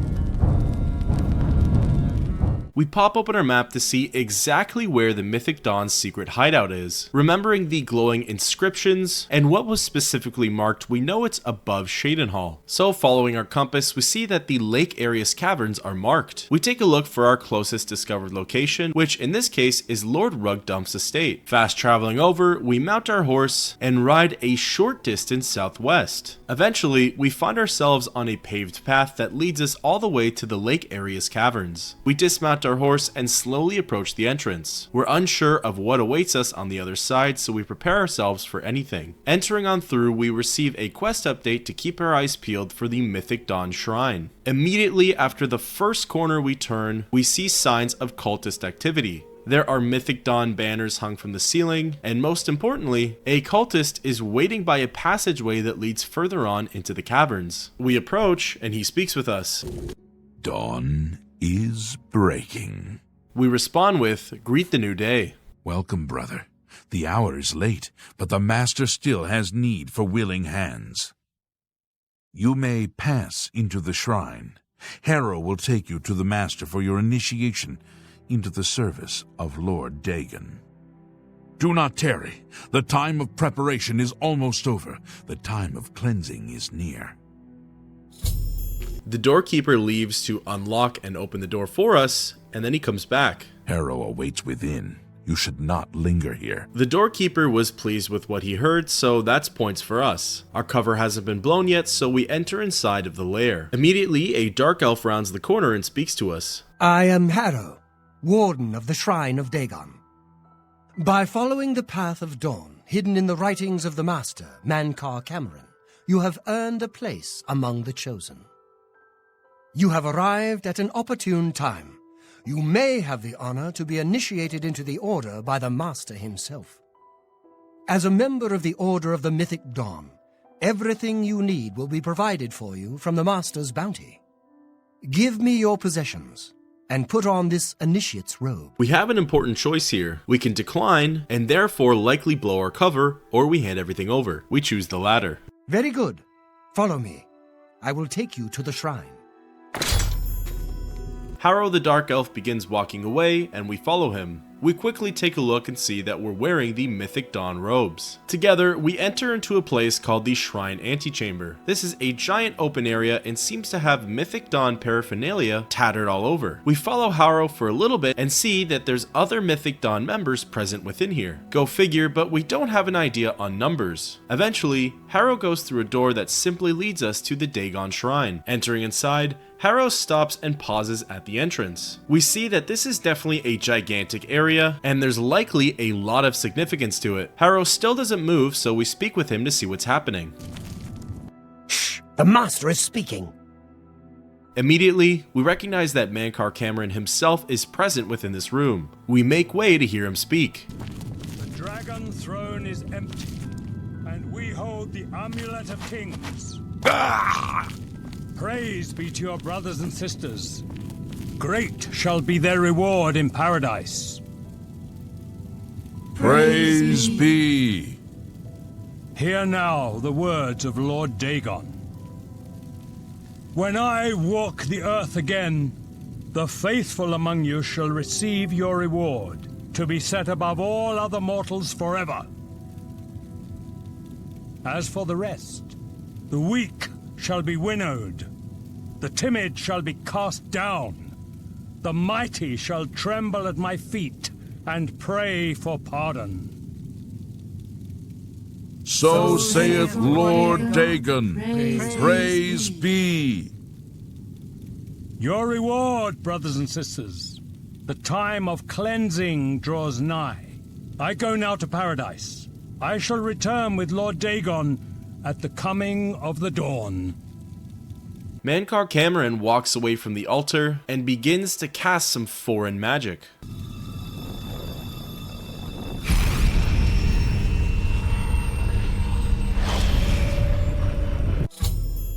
We now get a quest update. Mankar Cameron escaped to his realm of paradise. Along with him, he took the Amulet of Kings, which pretty much makes it impossible to get back. We have a new brother who wishes to bind himself to the service of Lord Dagon.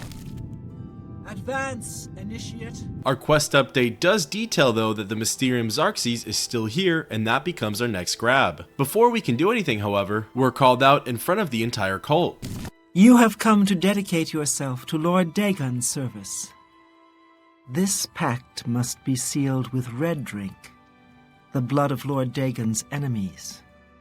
Take up the dagger and offer Lord Dagon the sacrificial red drink as pledge of your own life's blood, which shall be his in the end. We have the option of refusing to do this act, which again will blow our cover, so instead we agree to do it. Lord Dagon thirsts for red drink. Sate him.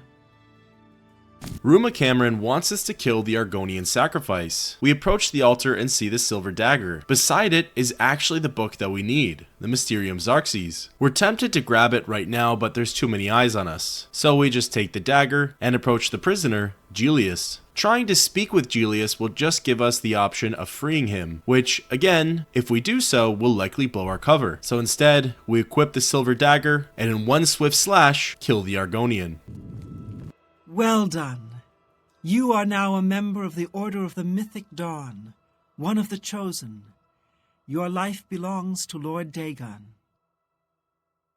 Unfortunately, we had to do a pretty horrible thing, but in our mind, the end justifies the means. The Mythic Dawn now accepts us as one of their own, so it's up to us to use this to our advantage in order to steal the Mysterium Xarxes. Wandering around, we see that the environment is a little less tense and a little more friendly, so we pick out a random Mythic Dawn guard and speak to him.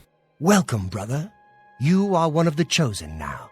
We begin by asking him about Mankar Cameron. The Master knows the secret mind of Lord Dagon. He speaks with him and teaches us from his holy book, the Mysterium Xarxes. You are fortunate indeed to have heard the Master preach at your initiation. We then ask him about Mehrunes Dagon. We have been preparing for the coming of Lord Dagon for many years. You come to us at a fateful time. The Master has promised us that the time of preparation is almost over. The time of cleansing is almost here. We then question him about the Mysterium Xarxes. Lord Dagon wrote it with his own hand and gave it to the Master as a sign of his favor. None but the Master may touch it or read from it.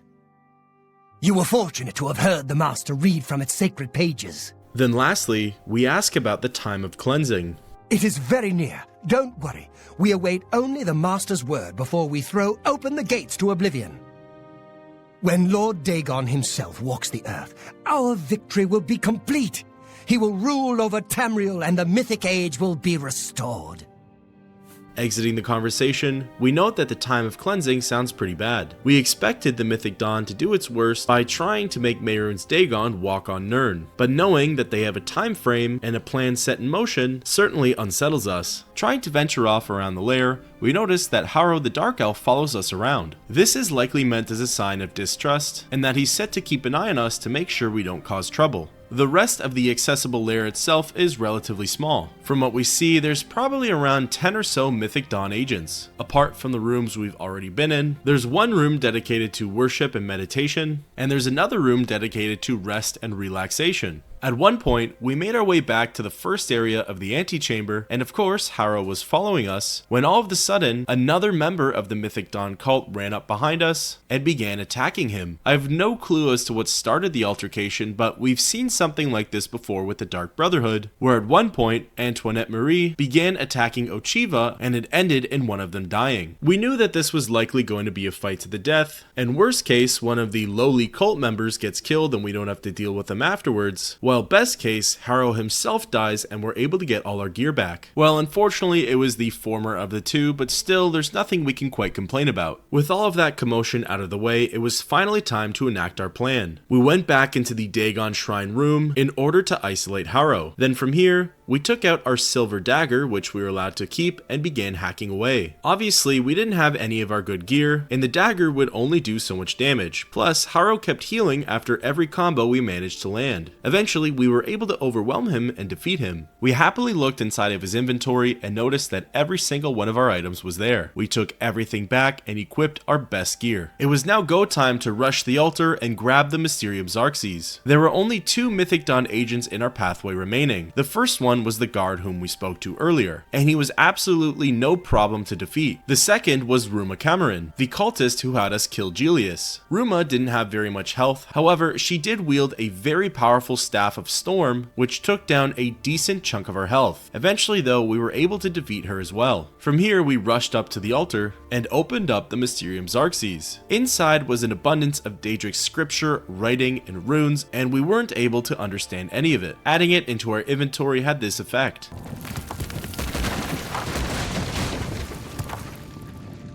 The giant statue of Mehrunes Dagon crumbles and collapses beneath itself. Admittedly, it felt pretty good to watch, but we couldn't stay here for long, as in no time likely the rest of the Mythic Dawn agents would come running along. Ascending back up to the upper level, we noticed that the way in which we came in is actually barred by a gate now. Likely some form of defense mechanism to keep us from leaving. However, we notice now that the other entrance that was previously locked by a gate is now open for us to go through. This leads us into the next zone called the Living Quarters. Immediately, we run into a few cult members who are now aggroed against us. Funny enough though, the Mythic Dawn agents are not as powerful as the ones we faced back in Weynon Priory, as well as down in the Imperial sewers. They don't hit as hard and their health depletes very rapidly, which certainly works in our favor. The pathways and rooms we end up running through are very linear and make it very obvious as to which way we need to go. Eventually, we find ourselves in a big open area. From what we see and what we hear, there's likely upwards of at least 8 Mythic Dawn guards and acolytes wandering around. Not wanting to test how easily we can get overwhelmed, we do our best to only aggro a few at a time and fight them in a narrow passageway connecting the 2 rooms, so as in order to only make contact with one member at a time. This was usually easier said than done though, and most of the time we area to run out into the open or chase after runners. Eventually, we were able to clear the entire area and descend to the upper platform, which we continued along in order to find our way out. Eventually, we found ourselves at a mess hall of sorts. The mess hall only contained 2 Mythic Dawn guards, and they weren't very difficult to defeat. We eventually found ourselves outside the door leading back to the Lake Arius caverns. Going through them, we were able to successfully find our way out back into the Jarrow Mountains. Once we were free, we popped open our map and fast traveled back to Cloud Ruler Temple. We ran up the stairs in order to get to Martin, however Joffrey finds us first.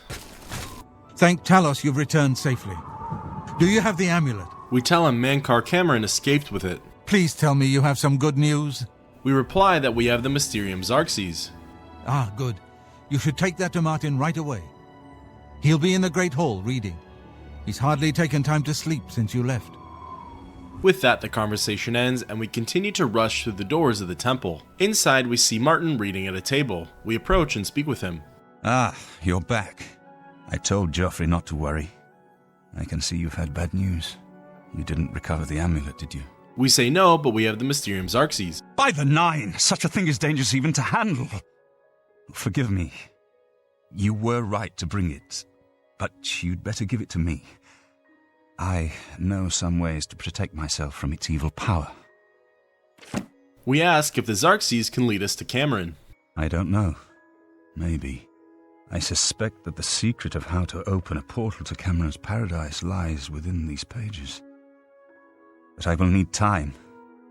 Tampering with dark secrets, even just reading them, can be very dangerous. I'll have to proceed carefully. In the meantime, you should speak to Joffrey. He was concerned about reports of spies in Bruma. Curious, we ask Martin about Daedric magic. I put aside the dark arts when I became a priest, but the workings of fate may be seen in this too. The gods can turn anything to good, or so I piously told those who came to see me for advice.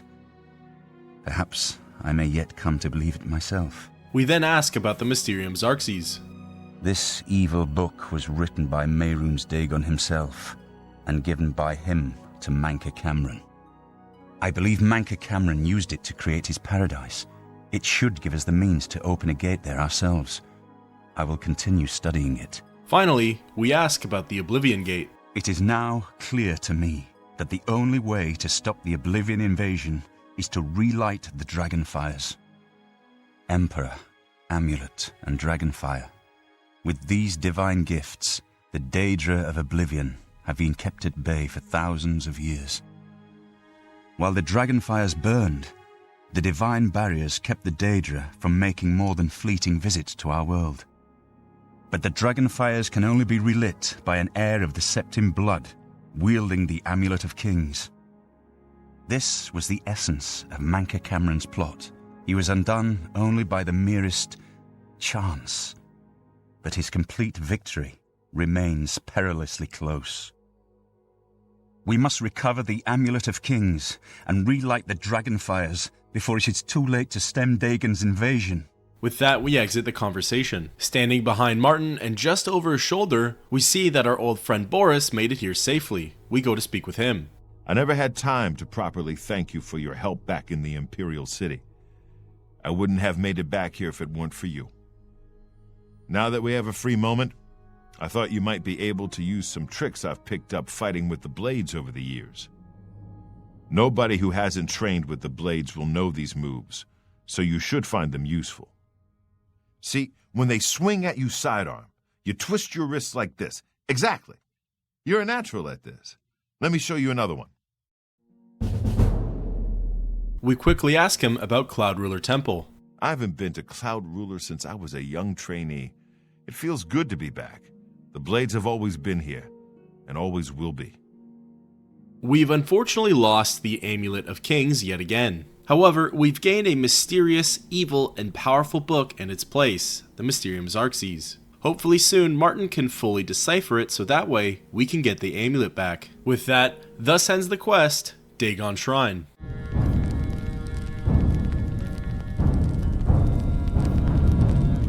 After completing Daedric Shrine, we hit quite a unique point within the main questline. If you adventure around, you're likely to come across a lot of randomly placed Oblivion gates. Story-wise, this probably has to do with the enemy becoming more and more powerful and slowly beginning their Daedric invasion. One of the prime examples of this is if we travel over to Fort Sutch in County Kvatch, we'll see a small garrison of Imperial Legion soldiers lined up outside of it. Speaking to one of them sounds like this. We were ordered out to attack the Daedra coming out of that Oblivion gate. Captain's the only one who ever knows what's going on. Exiting the conversation and turning the corner, we see that there is indeed an Oblivion gate just on the horizon. It looks exactly the same as the one that we shut down outside of Kvatch. As we get closer, the skies turn crimson red, and we see the hordes of Daedra start to come out of it. We attempt to find the Imperial captain in order to gauge what's exactly going on, but instead we just run into a slaughterhouse. Numerous Zivilai spawn from the gate and cut down the soldiers left and right. We wanted the opportunity to save them in order to hear some unique dialogue. However, as time went on, more and more Daedra just kept spawning. The Imperial Legion guards would go in for the attack, and they would become overwhelmed very quickly and die. Eventually, we were down to a bare bones crew. There were maybe 1 or 2 legionnaires left, but we had quite the fight ahead of ourselves. By now, the captain must have been dead, so that option of dialogue was gone. Essentially, approaching the captain, he would have asked us for our aid in defeating the Daedra that are outside of the gate. Once all of the Daedra were defeated, he would then request of us to go inside and close the gate.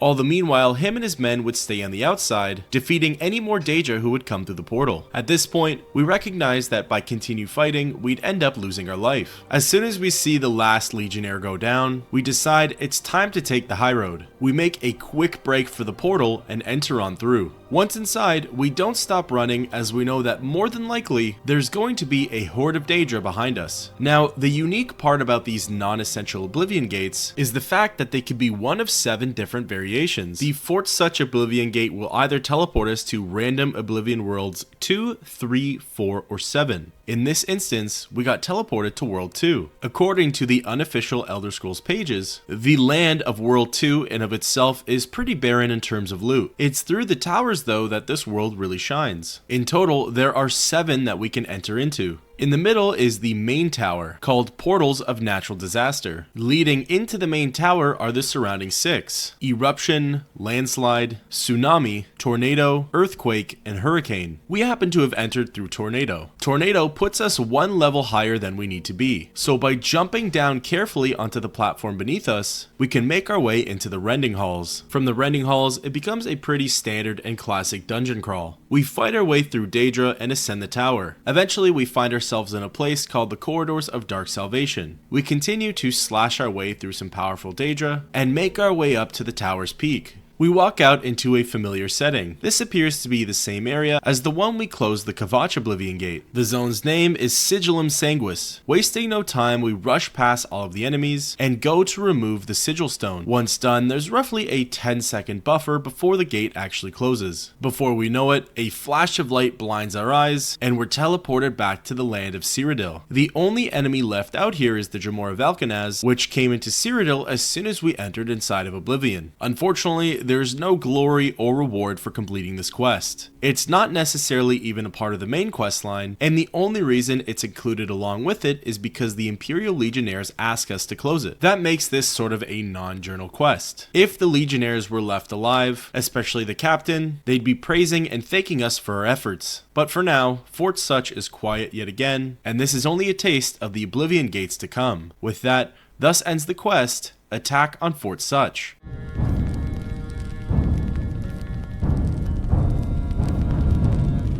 After dealing with the Oblivion Gate, we can fast travel back to Cloud Ruler Temple. Arriving, we ascend up the stairs to the fortress and enter on inside. Awaiting us there is Joffrey, with whom we speak to. I hope Martin knows what he's doing with that evil book. I fear for what it could do to him if he's not careful. Because it's there as an option, we ask Joffrey about Boris. I'm glad to have Boris here. He guards Martin night and day. His way of atoning for the death of Emperor Uriel, I suppose. We then ask Joffrey about the supposed spies. Ah, yes, I hope you can help. The gate guards have reported seeing strangers on the road for the past several nights. I cannot leave Cloud Ruler undefended while my men search the whole mountainside, but these spies must be eliminated. We tell him we'll find them. Thank you. Talk to Stefan. He can tell you where he has seen them. Captain Bird in Bruma may also be able to help. I've asked the Countess to have the guard keep an eye out for strangers. Track down the spies and kill them. Find out what they know and what they're planning, if possible. Exiting the conversation, we leave the inside of the temple and find Captain Stefan walking the walls. We approach and speak with him. What can I do for you, sir?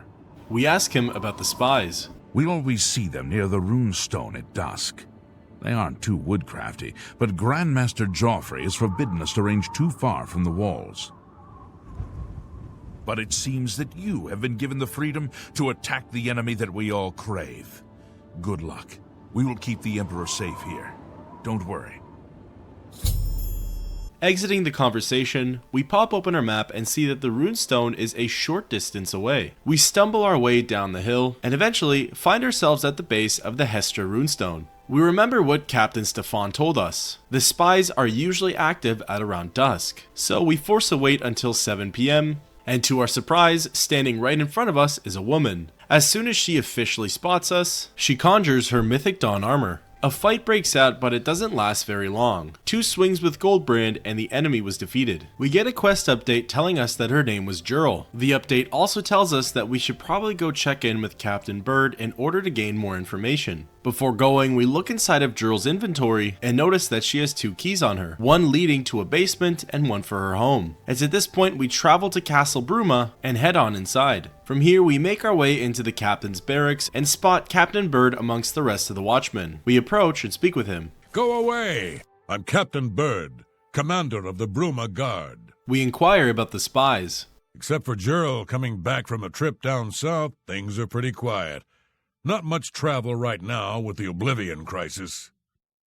I've told my men to keep a sharp eye out, but I've had no reports of any strangers in town. What about you? Turned up anything suspicious?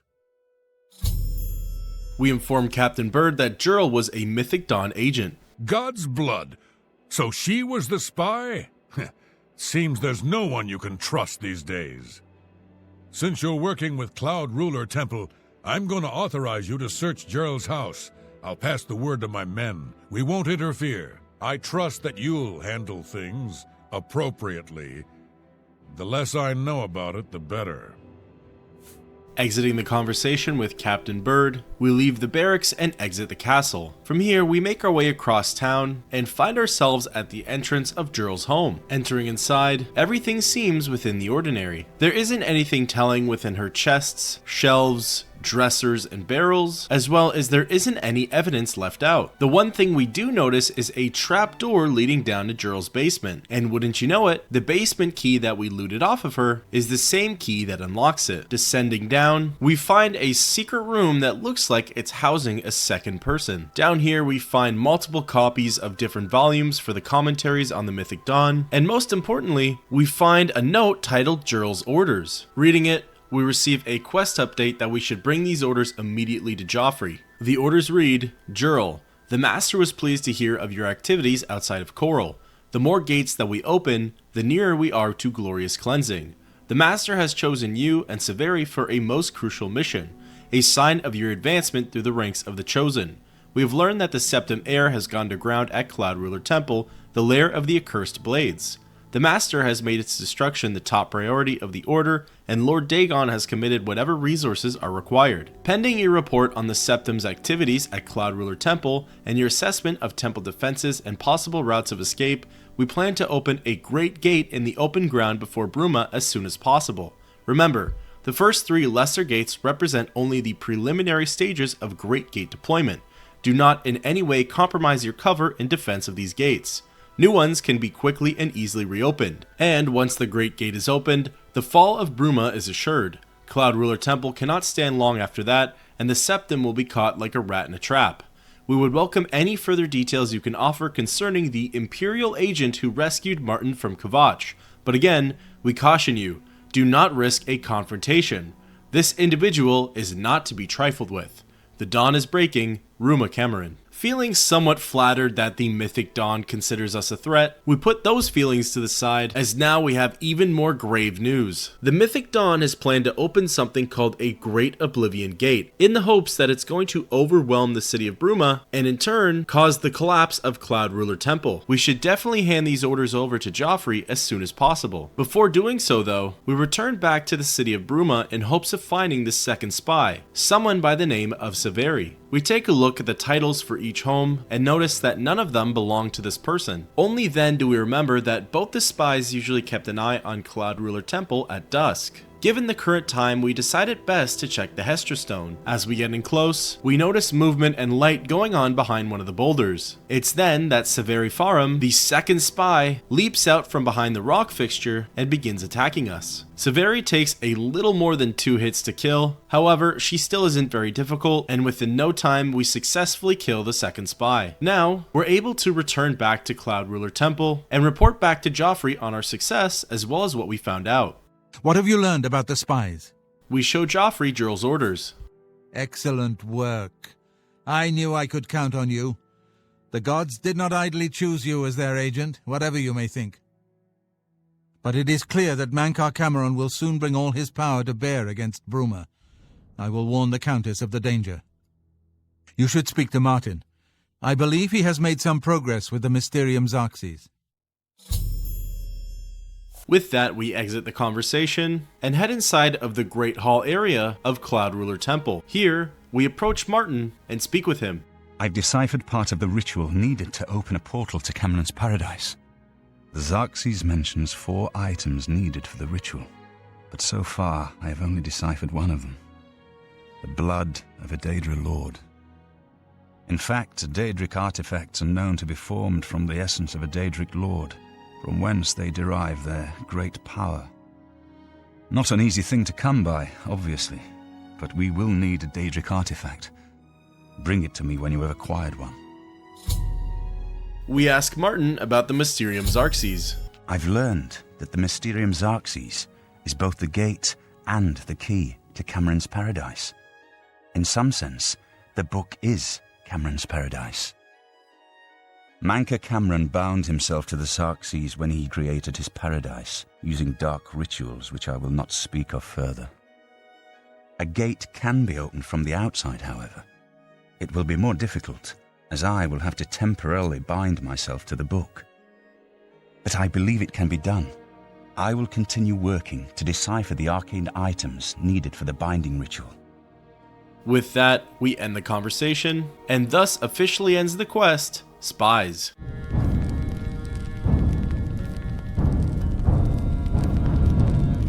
Our next quest is quite unique. Blood of the Daedra has us going out and finding at least one Daedric artifact to bring back to Martin in order to sacrifice it for the ritual. And depending on our actions before embarking on the rest of the main quest line, there's a very good chance that we already have at least one Daedric artifact to hand in. If you've watched previous videos on this channel, you'll know that we in fact do. However, for the sake of storytelling, we're going to go to one of the few Daedric shrines in which we did not embark on the quest with this character. Vermina's shrine is located south of Shadenhall, just off of Lake Popad. Arriving, we speak with the Dark Elf, Amar Duar, in order to begin this quest.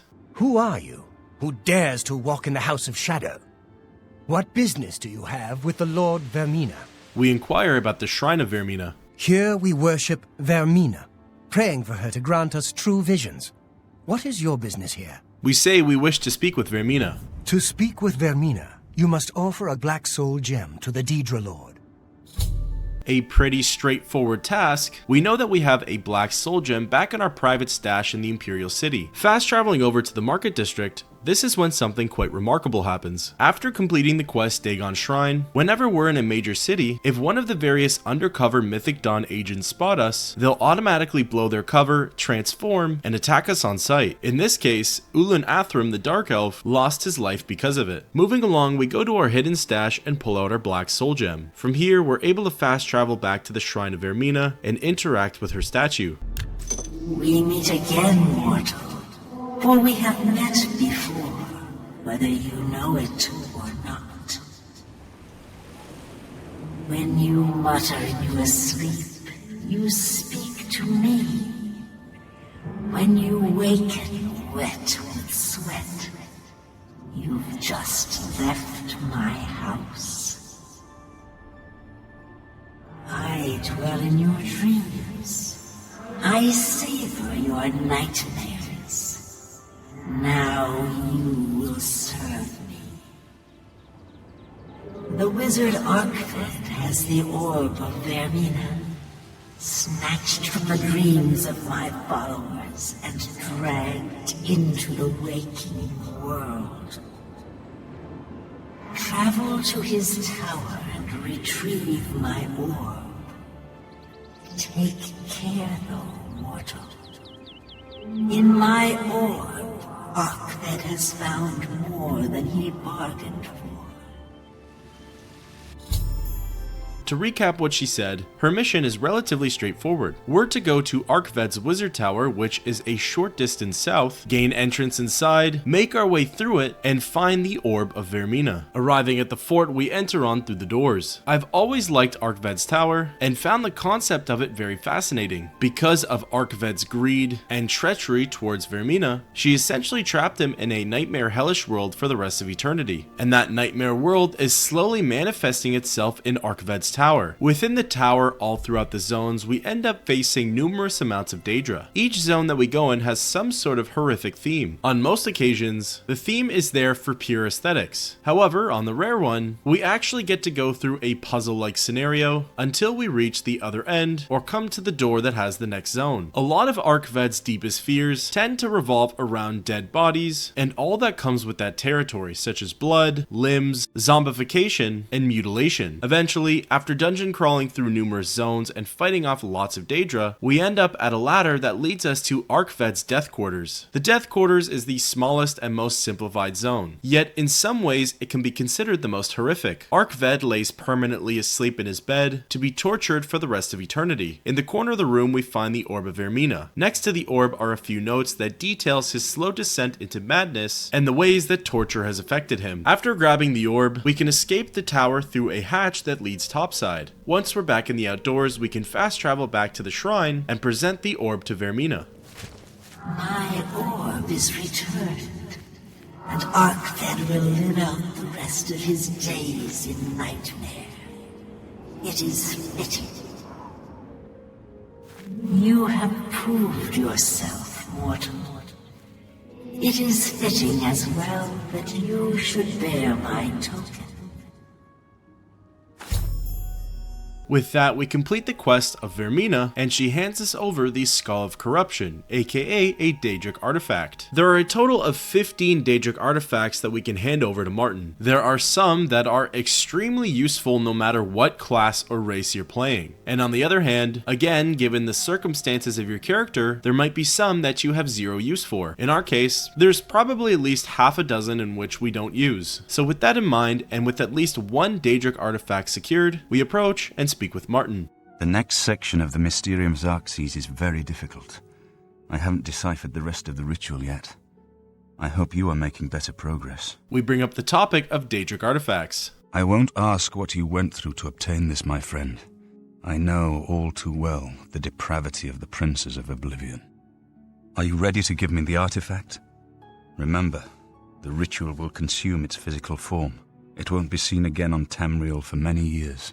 It's at this point we're given the option of which artifact we want to hand over. Again, as Martin said, whichever one we choose gets removed from our inventory, and there's no way we can get it back within this game. For the type of character we're playing, the option is fairly obvious, and we choose to hand over the Savior's Hide. There is no disguising the bestial nature of some of the Daedric princes. We ask what else we can do to help. You should talk to Joffrey. He needs your help. Trouble down in Bruma, I think. With that, we exit the conversation, and thus ends the quest, Blood of the Daedra.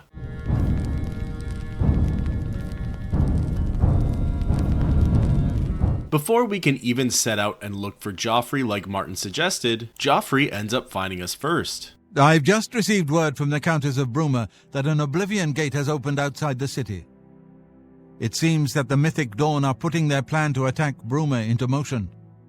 Since you've dealt with these gates before, I'd like you to help the Countess's guard close this gate.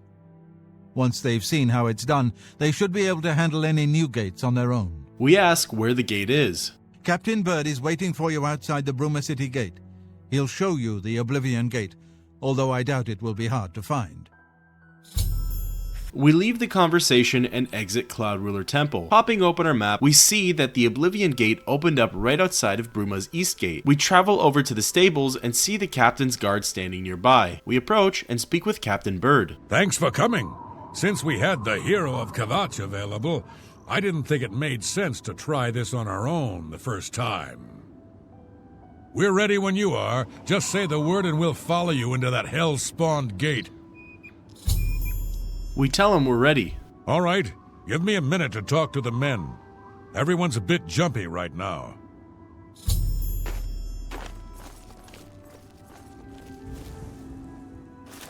All right, boys, listen up. We've got to close that gate over there.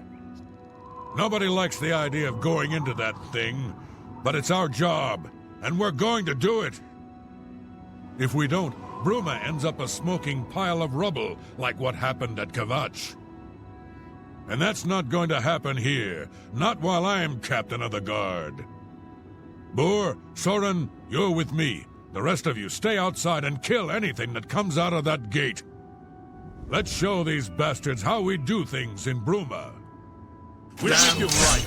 As a unit, us and the Bruma Guard charge towards the Oblivion Gate. Similar to what happened at the Fort Sutch Gate, numerous Daedra begin to spawn out of it. We mostly see Zivilai, who in turn spawn Clanfear. For the most part, it does seem like the chaos is more controlled compared to Fort Sutch. We only need to kill a few Daedra before Boor, Soren, and Captain Bird run into the Oblivion Gate. We follow behind and enter through. The very first battle, we fight multiple Zivilai, and it's here that both Boor and Soren perish, leaving just us and Captain Bird. Captain Bird is an essential NPC, so at most he could be knocked unconscious, which works out for us because it is helpful to go through the plains of Oblivion with a companion. After the first fight is concluded, we speak with Captain Bird to see what his thoughts are.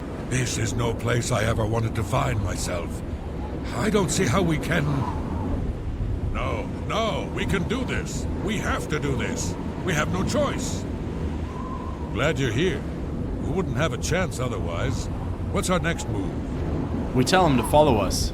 Lead on. I hope we're almost there.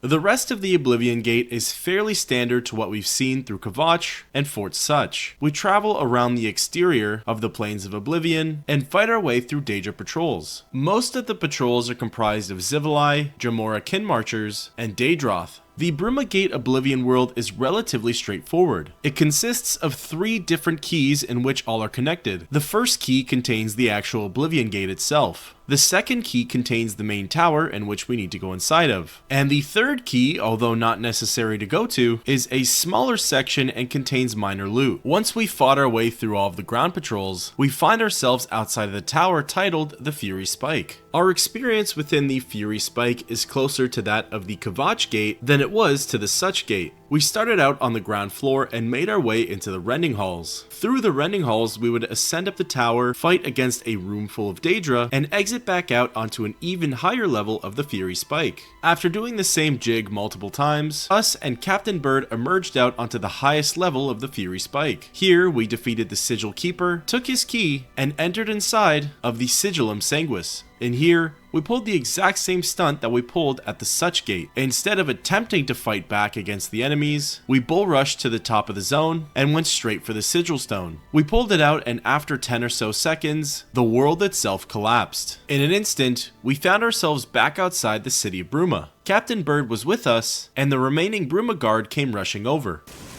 You did it, Captain. You closed the Oblivion Gate. We didn't think we'd ever see you alive again. Believe me, it was no picnic. But thanks to our friend here, I now know we can close these hell gates. We can defend Bruma. We turned to speak with Captain Bird. It was an honor to serve with you, sir. Now that I've seen how it's done, I think my guardsmen and I can handle any new gates that open near Bruma. With the Bruma Guard now having the knowledge and expertise on closing Oblivion Gates, we can now return back to Cloud Ruler Temple. We see Joffrey walking the line on the wall. We approach and let him know of our success. Good work. Captain Bird and his guardsmen should be able to handle any additional gates, at least for now. But the Bruma Guard cannot defend the city indefinitely. The Daedra of Oblivion are innumerable, the guardsmen of Bruma are not. We need to gather what allies we can before Bruma is hopelessly besieged. If the Mythic Dawn manages to open a great gate here, the city will need a stronger garrison for there to be any hope of defending it.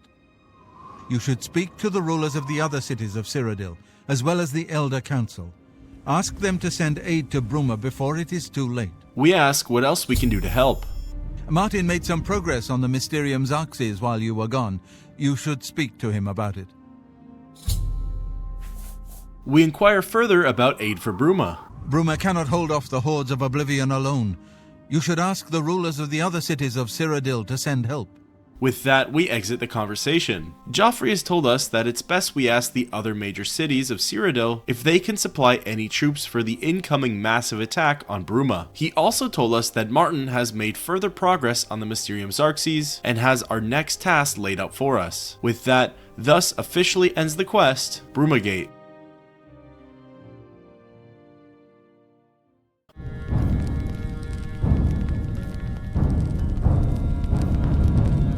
Popping open our map, we remember that Joffrey told us to go to pretty much every major institution within Cyrodiil and ask them for help. Among these institutions and factions are the cities, the guilds, and even asking for direct help from the Imperial Legion. Our first stop is the Imperial City Palace, as here we need to speak with High Chancellor Okado. Pretty much immediately upon our arrival, we were spotted and attacked by two undercover Mythic Dawn agents. It seems as though the cult is getting more and more aggressive, and it's getting a little more difficult to move around freely. After their defeat, we head inside of the Imperial Palace. Here we spot the High Chancellor wandering around the hallways, so we stop him and ask for his aid. From the Blades, did you say?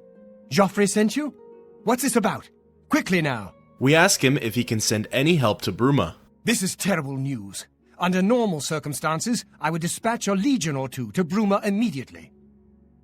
But the circumstances are not normal, are they? I've been pleading for troops for Cyrodiil for weeks, but the generals assure me that the entire Imperial army is already fully committed. Besides, I'd have a full-scale political crisis on my hands if I tried to pull any troops out of the provinces. I'm sorry, but the cities of Cyrodiil will have to fend for themselves for the time being.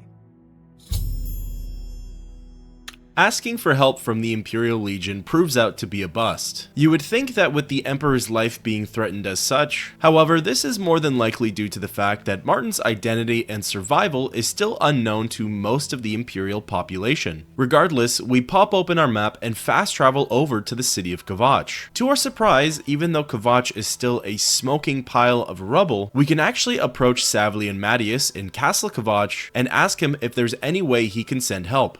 Good day. We ask for aid for Bruma. I have few enough men to spare, but you have more than earned our help. I will send what aid I can. Bruma must not share the fate of our city.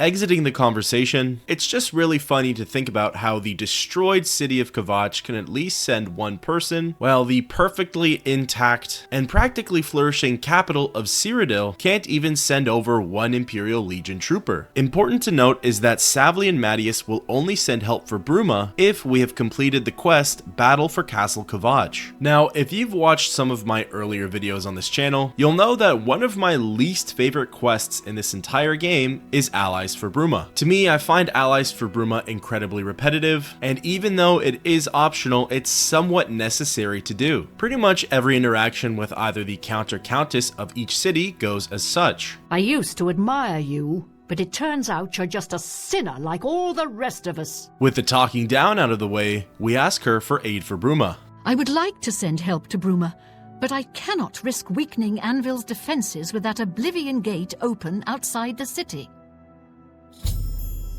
As it turns out, the remaining 6 major cities we have yet to go to have all had Oblivion gates open up just outside of them, threatening the town's safety. The Count or Countess won't necessarily ask us to directly close them, yet it's hinted and highly implied that we must in order for anything to happen for Bruma. Essentially, Allies for Bruma is one continuous Oblivion Gate dungeon crawl quest. The formula for each city is the same. We ask for help, they say their city's threatened by a nearby Oblivion Gate. We must then charge over to the gate, go inside, fight the demonic Daedra present within it, find the sigil stone, pull it out, and then return back to said major city and ask again for help. My main gripe with it is that it's very tedious, yet there are quite a few pros to doing it. For starters, the sigil stones in of themselves are relatively valuable loot, not necessarily in the monetary way, but more so in the fact that they can apply an instant enchantment on any piece of weapon or armor. Also, the loot within the Oblivion worlds can be pretty valuable too. This time meant literally in the monetary sense. It certainly helps if you're a higher level, but the drops and caches that we find in each Oblivion world tend to have some very strong and powerful weapons and armor, among other things, that can be sold for quite a hefty amount of gold. And thirdly, the soldiers that get sent from the other cities will greatly benefit us down the road. For now, I won't say why, but if you do know, you'll completely understand where I'm coming from. On the same subject though, as mentioned before, Allies for Bruma is a completely optional quest to do. And in fact, there is technically a very efficient way of completing it. See, we must ask at least the other 8 major cities for help. And as it turns out, certain cities will send more help than others. The cities of Anvil, Shadenhall, and Coral will send 2 soldiers. Meanwhile, the cities of Breville, Weynon, Skingrad, and Kvatch will only send 1. So considered one of the more efficient ways of doing this quest, it would be best to just go to the cities that supply 2 soldiers, closing their Oblivion gates, and then asking them for help while neglecting Breville, Weynon, and Skingrad. If you completed Battle for Castle Kvatch, then the obvious thing to do would still be going to Savlian Mattius and asking him for his 1 soldier, as the hard work was already done. Now, if there was to be only one city in which I would recommend closing their Oblivion Gate and going through the whole process for, it would be the city of Shadenhall. There are a few reasons why. First of all, this is one of the few cities that sends 2 soldiers over. Secondly, and most importantly, the Shadenhall Gate actually has its own side quest tied to it. It's called the Wayward Knight, and although it's a little more tricky and tedious to go through than the others, if completed successfully, you get the choice of picking one of 2 unique and leveled weapons. Then thirdly, and perhaps the least known reason, if we haven't already started or completed the side quest, Corruption and Conscience, which takes place in the city of Shadenhall and deals with the guard captain Ulrich Leland, then upon completing the Wayward Knight and asking for aid, Count Andal Indaris actually sends Ulrich Leland along with 1 Shadenhall soldier. What makes this interesting is that Ulrich Leland is actually considered essential up until the start of Corruption and Conscience. So that means for a certain event that is yet to happen and that we won't discuss right now, Ulrich Leland cannot die and can only be knocked unconscious, leading him to be very valuable for what's to come. Now, each of the 6 different Oblivion gates outside of the cities will lead us to different random Oblivion worlds. There are 7 different Oblivion worlds. The Anvil Gate leads us to World 7, the Breville Gate leads us to World 1, Shadenhall has its own specific gate because it deals with the Wayward Knight, the Coral Gate leads us to World 2, the Weynon Gate leads us to World 3, and the Skingrad Gate leads us to World 4. Each world has its own quirks, and some I would certainly deem as more difficult to navigate through than others. As per always, it's best to come prepared with health potions, repair hammers, and soul gems, and if possible, try to approach with a follower. Eventually, we make it to the Sigillum Sanguis, approach the sigil stone, and pull it out. A few seconds go by, and the world lights up. Before we know it, we're teleported back to Cyrodiil, and at this point, we can return back to the main city's castle, which in this case would be Castle Anvil, approach the Count or Countess, and then let them know of our great deed. You sure gave those damn Daedra what for? It makes us all feel better to have someone like you around. We ask her again for aid for Bruma. I've heard that you've closed the Oblivion Gate outside Anvil. I honor you for your bravery and service to my city. With Anvil safe for the moment, I will send some of my best soldiers to bolster the Bruma garrison. And in most cases, we can ask further about the aid. Don't worry. Anvil's soldiers are worth 2 from anywhere else. Bruma will not fall. As mentioned before, more or less, that's how every interaction with the Count or Countess in their city goes. Beyond that, we can't ask any other institution in Cyrodiil for help. There's no actual dialogue option to request aid from the guilds. Here's a compilation of the reaction from every Count or Countess when the Oblivion Gate has been closed and we ask for aid for Bruma. Your reputation precedes you, Hera of Kvatch.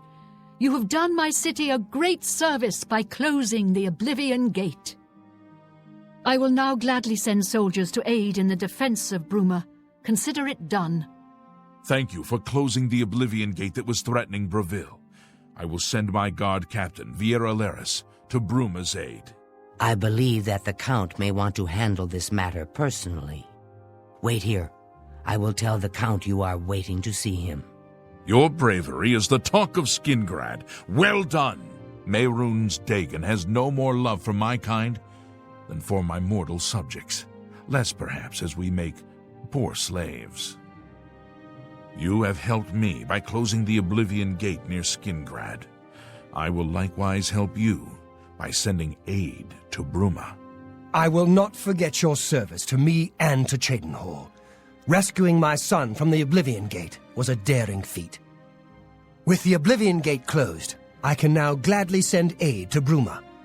Well, with the Oblivion Gate near Leyawiin closed, I suppose the immediate threat is lessened.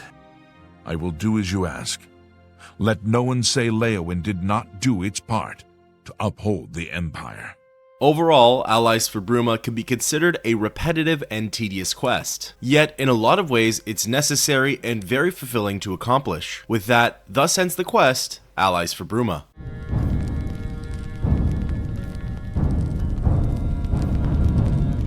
Before setting out to each major city and asking for help, Joffrey also mentioned that Martin had made some progress on the Mysterium Xarxes. So with that in mind, we traveled back to Cloud Ruler Temple and entered inside. Here, we see Martin still studying away, likely sleepless and exhausted. We approach and speak with him. I figured out another item needed for the ritual, to open the portal to Cameron's paradise. The second item is the counterpart to the first, the blood of a divine. This was a terrible puzzle to me. Unlike the Daedra Lords, the gods have no artifacts, and do not physically manifest themselves in our world. How, then, to obtain the blood of a god? But Joffrey solved it. The blood of Tiber Septim himself, who became one of the divines. This is a secret remembered only by the Blades, passed down from one Grand Master to the next. Joffrey should tell it to you himself. Exiting the conversation, we leave the temple and go back outside in search of Joffrey. We feel bad for interrupting him during his patrol, yet we need some answers, so we speak with him. So, Martin wants you to recover the armor of Tiber Septim. I wish there was another way. The armor is in the shrine of Tiber Septim, in the catacombs beneath the ruins of Sankator, a holy place once. But Sankator became evil long ago. No one has returned from the shrine of Tiber Septim for many lifetimes. We ask what evil lurks in Sankator. I do not know. The catacombs of Sankator were sealed by the first Grand Master of the Blades.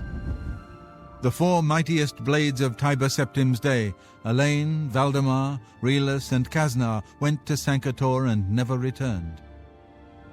Here, this is the key to Sankator's outer door. I fear I am sending you to your death, but we have no other choice. You must succeed.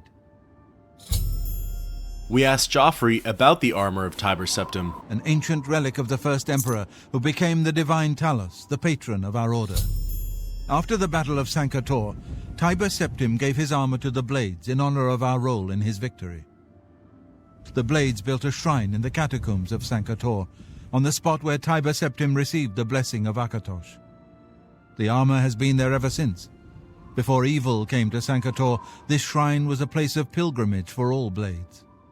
But no one has visited the shrine and lived to tell the tale in centuries. Exiting the conversation, we pop open our map and see that Sancre Tor lies to the west. It's directly south of Hermaeus Mora's Shrine and east of Cloudtop. Along the unmarked pathway to Hermaeus Mora's Shrine, we discovered a gate to Oblivion. This is our closest discovered location, so we figure it best to fast travel there and make our way southwest. After reading an article on the unofficial Elder Scrolls pages, there was a statement that Martin said that's actually false. He said that the Aedra don't physically manifest themselves within our world, but the whole Knights of the Nine DLC is centered around the Crusaders' relics, which are Daedric artifacts. However, for the game's sake, the DLC did come out after the main quest line was finished, so perhaps we could chalk it up to Martin not knowing about the Crusaders' relics. But another potential Daedric artifact is the Brush of True Paint, which is featured in the side quest A Brush with Death. Allegedly, the bristles of the brush were taken and woven from Debella's hair, so one wonders if that would have technically worked for this quest as well. Getting back to the task at hand, we arrive at the ruins of Sancre Tor. Purely based off of land alone, the ruins of Sancre Tor appear to be the largest that we've ever seen from an old fort. The exterior is littered with a diverse and powerful force of undead. We hack and slash our way through a small legion of skeletons and end up outside the front gates, which lead deep into the abandoned ruins. Entering inside, we're immediately met with more undead. The first zone, simply titled Sancre Tor, is relatively small. It consists of two major rooms connected to one another via bending pathways, which ultimately lead this zone to looking like a square. In total, we face 5 ethereal undead, so in our case, due to our level, it's mostly wraiths and gloom wraiths. In the second big room, we come across a rather unique looking enemy. Its nameplate deems it an undead blade, as it looks like a skeleton with some sort of smoky aroma around it, as well as it carries an Akaviri katana, a blade's helmet, and a blade's shield. The battle goes back and forth for quite some time. We were never really in any risk of dying, as the skeleton didn't hit very hard, yet it did have quite a lot of health. Eventually, we landed the finishing blow, and shortly thereafter, a rather unique NPC showed up. We spoke with the ghost.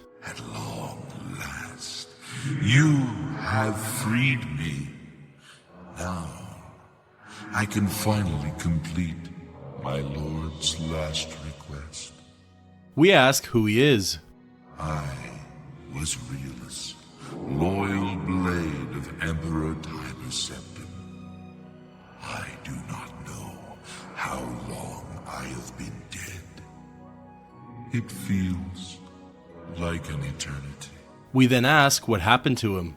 My 3 companions and I were sent here by the Emperor Tiber Septim to discover what evil had defiled the holy catacombs of Sancre Tor. We did not know that the Underking, who was here an artist, had risen to take his first revenge upon his former lord.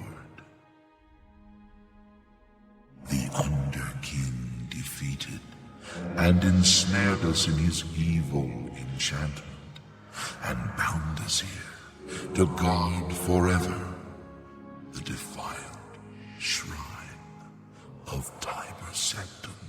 We then ask if the Underking is still here. No. He departed long ago. But his evil will remains, preventing any from paying homage at the shrine of Tiber Septim. Over the uncounted years of our slavery here, we have brooded over our defeat. I believe that we can undo the Underking's evil magic. I go now to complete my duty to my lord, Tiber Septim. Free my brothers, and together we may be able to lift the Underking's curse. Farewell.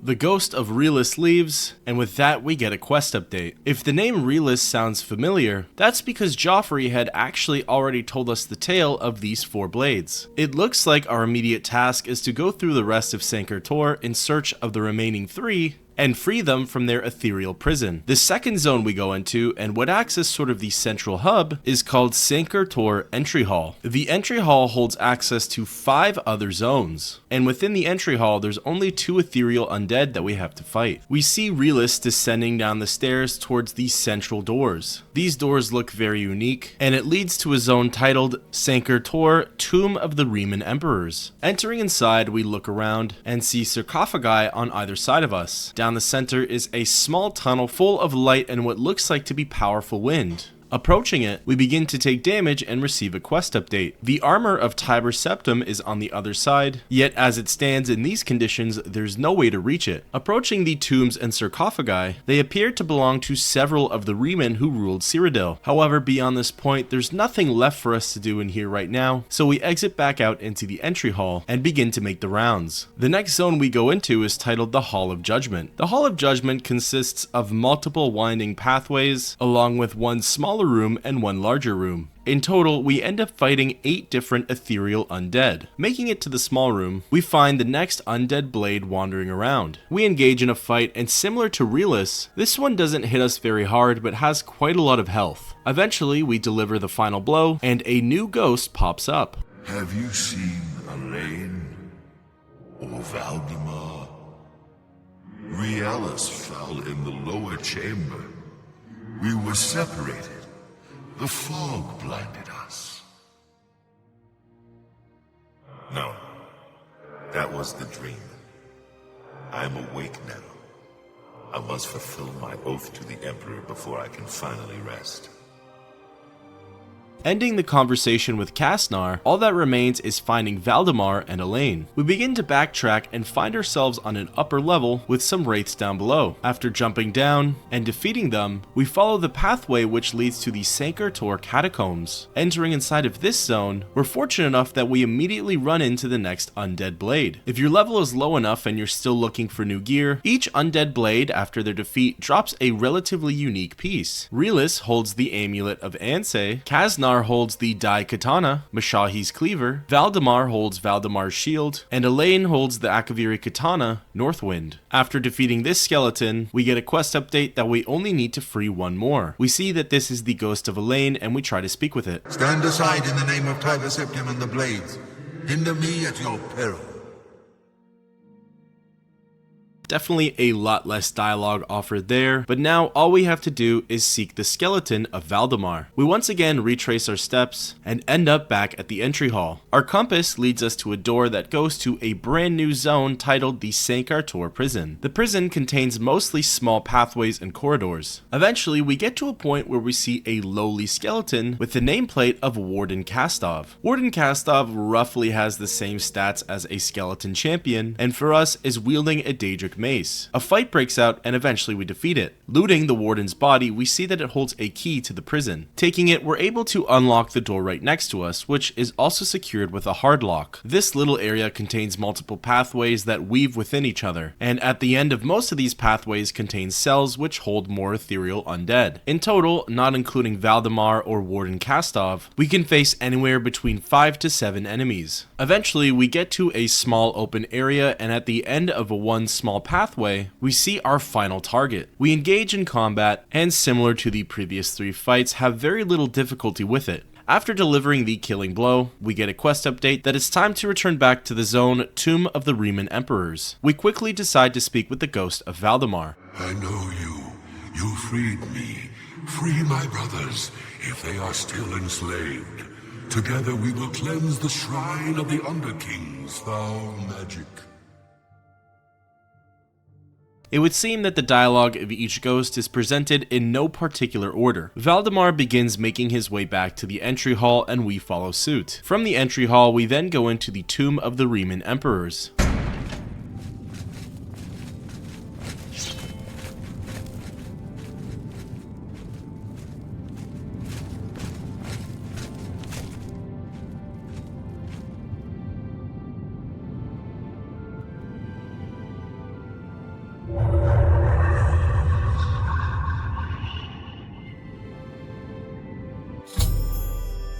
The four blades successfully lift the evil enchantment left behind by Zirin Arctis. We're now free to go down the hall and reach the Shrine of Talos. On the other side, we see an altar, and atop of it is the Armor of Tiber Septim. Behind the Armor of Tiber Septim is the Tomb of Weynon III. We give it a quick read and then successfully secure the Daedric Artifact. Leaving the shrine, we return back to the Four Ghosts and speak with Valdemar one last time.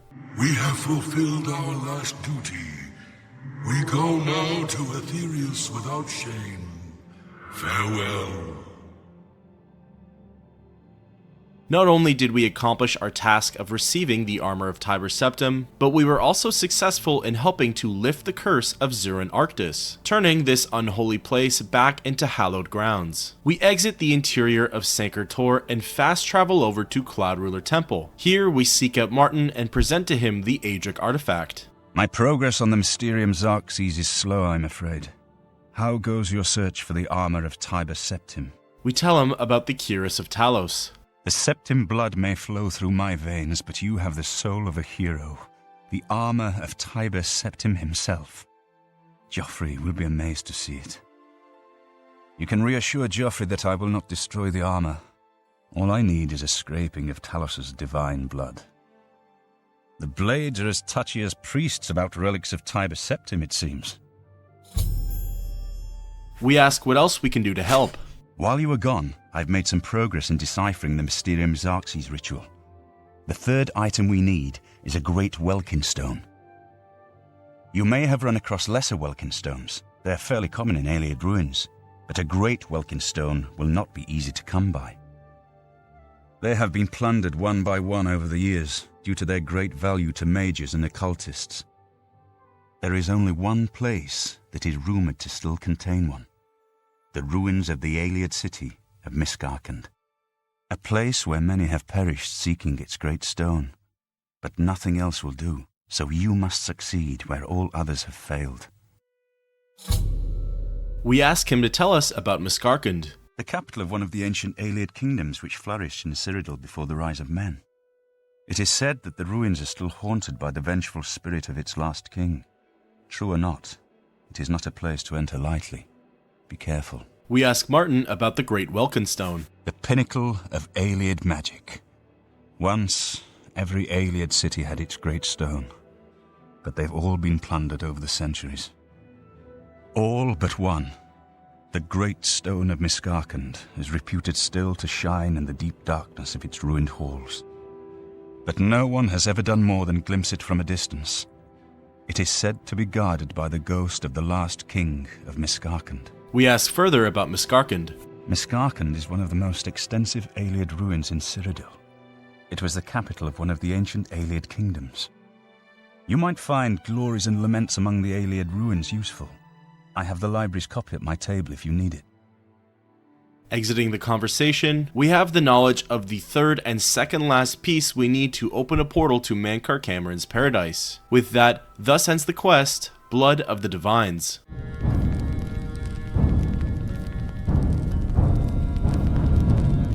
Exiting the temple and looking at our map, we see that the Ayleid ruin of Miskarkand is in between Kvatch and Skingrad. Our nearest discovered location is the settlement of Shardrock, so we fast travel over there. Arriving, we head in the bearing of south-southwest. Although we are able to see the tips of the ruin from Shardrock, we make our way to the center of the pillars and enter inside. Miskarkand has 3 zones to it. The first one is simply titled Miskarkand. What's really unique about this ruin is the fact that there's actually a small war going on from within it. These ancient ruins not only hold a variety of undead, but they also lay home to the Bitterfish goblin tribe. It seems as though the undead are disturbing the goblins, so the goblins are trying to fight back. And better yet, both the undead and the goblins don't like us being here at all. When the goblins are in the same room as the undead, the 2 factions will attack each other. However, when one side is claimed victorious, which usually happens to be the undead, we're the next target. According to several lore sources, the Bitterfish aren't actually a formal tribe of goblins. They don't have any war chiefs, and it's completely random if we encounter a shaman. They all do carry scales on them, so that's one common attribute they share, but also, unlike the rest of the formal goblin tribes, there's no totem staff for the Bitterfish. Also something rather peculiar, it doesn't appear as though their level scales to ours. They remain lowly and weak, so it didn't take more than 3 hits to kill any one of them. The first zone for Miskarkand has a total of 15 enemies in it. There are a total of 3 skeletons, 4 zombies, and 8 bitterfish goblins. The zone itself is relatively easy to navigate. Following the obvious pathways, there comes a bridge which its end is blocked by a gate. The gate is open remotely through a push plate. After it's been lifted, we gain access to the second zone, Miskarkand Selvanua. Selvanua happens to be the biggest of the 3 zones. The very first room we enter contains 3 bitterfish goblins and 3 undead. By running around hectically across the room, we can aggro all of the enemies, which in turn will begin to fight each other. This, at the very least, takes care of half of our opponents. As soon as all the goblins were killed, the skeletons turn their attention towards us. Interesting to note as well is that even the undead enemies within Miskarkand are relatively easy to battle. We're a fairly high level, so I was expecting to fight skeleton champions. However, most of our foes happen to be skeleton heroes and even a few skeleton guardians. So in many ways, adventuring through Miskarkand is way easier than trying to close an Oblivion gate. Selvanua contains 20 different enemies. There are 8 skeletons, 5 zombies,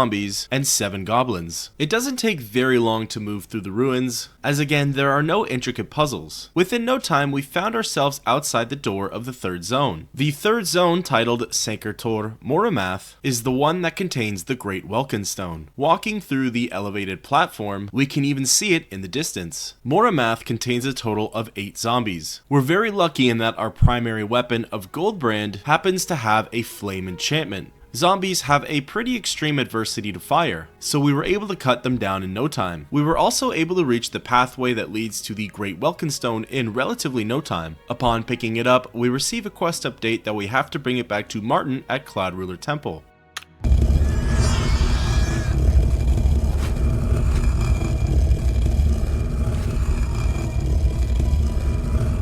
We see that removing it must have triggered some sort of trap. Stairs from down below start to ascend up, 2 zombie guardians begin to make their way up them, and in the distance, we see a lich running over towards us. The lich is the King of Miskarkand. The zombies were no problem to take care of, but the King of Miskarkand proves to be a threat. He casts some very powerful shock spells that eat away at our health. He, in of himself, also happens to have a lot of health, and like most nether liches, he resists a lot of our magical effects. We're really lucky in that we were able to continuously stagger him. Through a lot of hacking and slashing, the King of Miskarkand fell. From here, we made our way back through the ruins, leaving the way we came in. Out here, we encountered more bitter fish goblins. We quickly dispatched them, but it's here we encountered a bit of a bug. It's happened to me before, but essentially, upon trying to fast travel or wait, the game says that we cannot as there's enemies nearby. However, no matter how far we end up going, we constantly receive the same message. So we ended up running all the way to the city of Kvatch, entering inside of the chapel, sleeping, and then finally we were able to actually fast travel back to Cloud Ruler Temple. Making our way inside of the fortress, we walk in to see quite a strange sight. Martin is completely clad in heavy armor, and Joffrey is speaking with him in quite the serious tone. Sire, there must be another way. The risk is too great. I know the risk. I was at Kvatch. But there is no other way. We have no choice.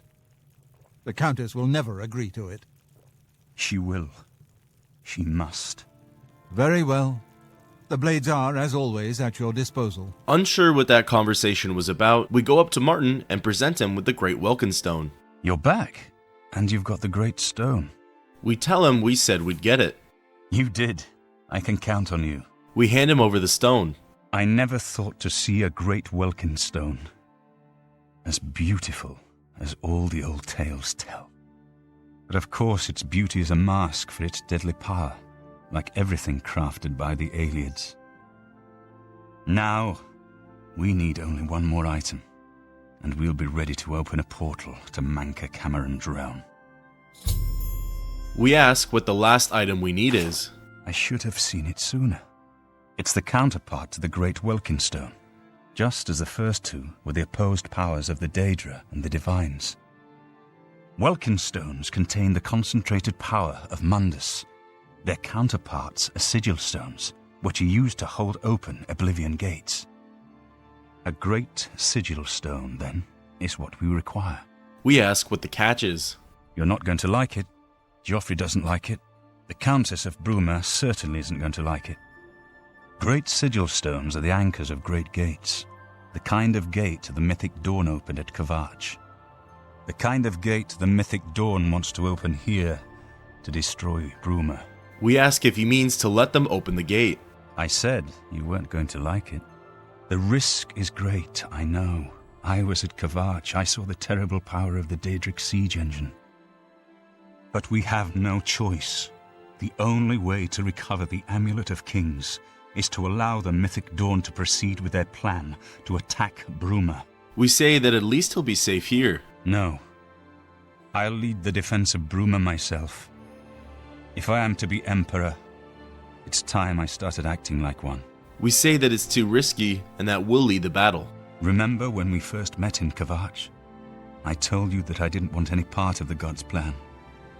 I still don't know if there is a divine plan, but I've come to realize that it doesn't matter. What matters is that we act, that we do what's right when confronted with evil. That's what you did at Kvatch. It wasn't the gods that saved us, it was you. Were you acting for the gods? I don't know. But now, it's my turn to act. We tell him as he commands. Please, my friend. I need your judgment, not your obedience. I explain myself to you so you understand me, and so you can explain to the Countess. I'm afraid she may take a bit more convincing than you. We say that we'll inform the Countess at once. Good. Have her meet me in the Chapel of Talos for a council of war. That seems a fitting place to make such desperate plans. With the great Welkynd Stone handed over, the last piece to the puzzle is a great sigil stone. The only way we get that is by opening up the great gate to Oblivion. With that, thus ends the quest, Miss Karkand.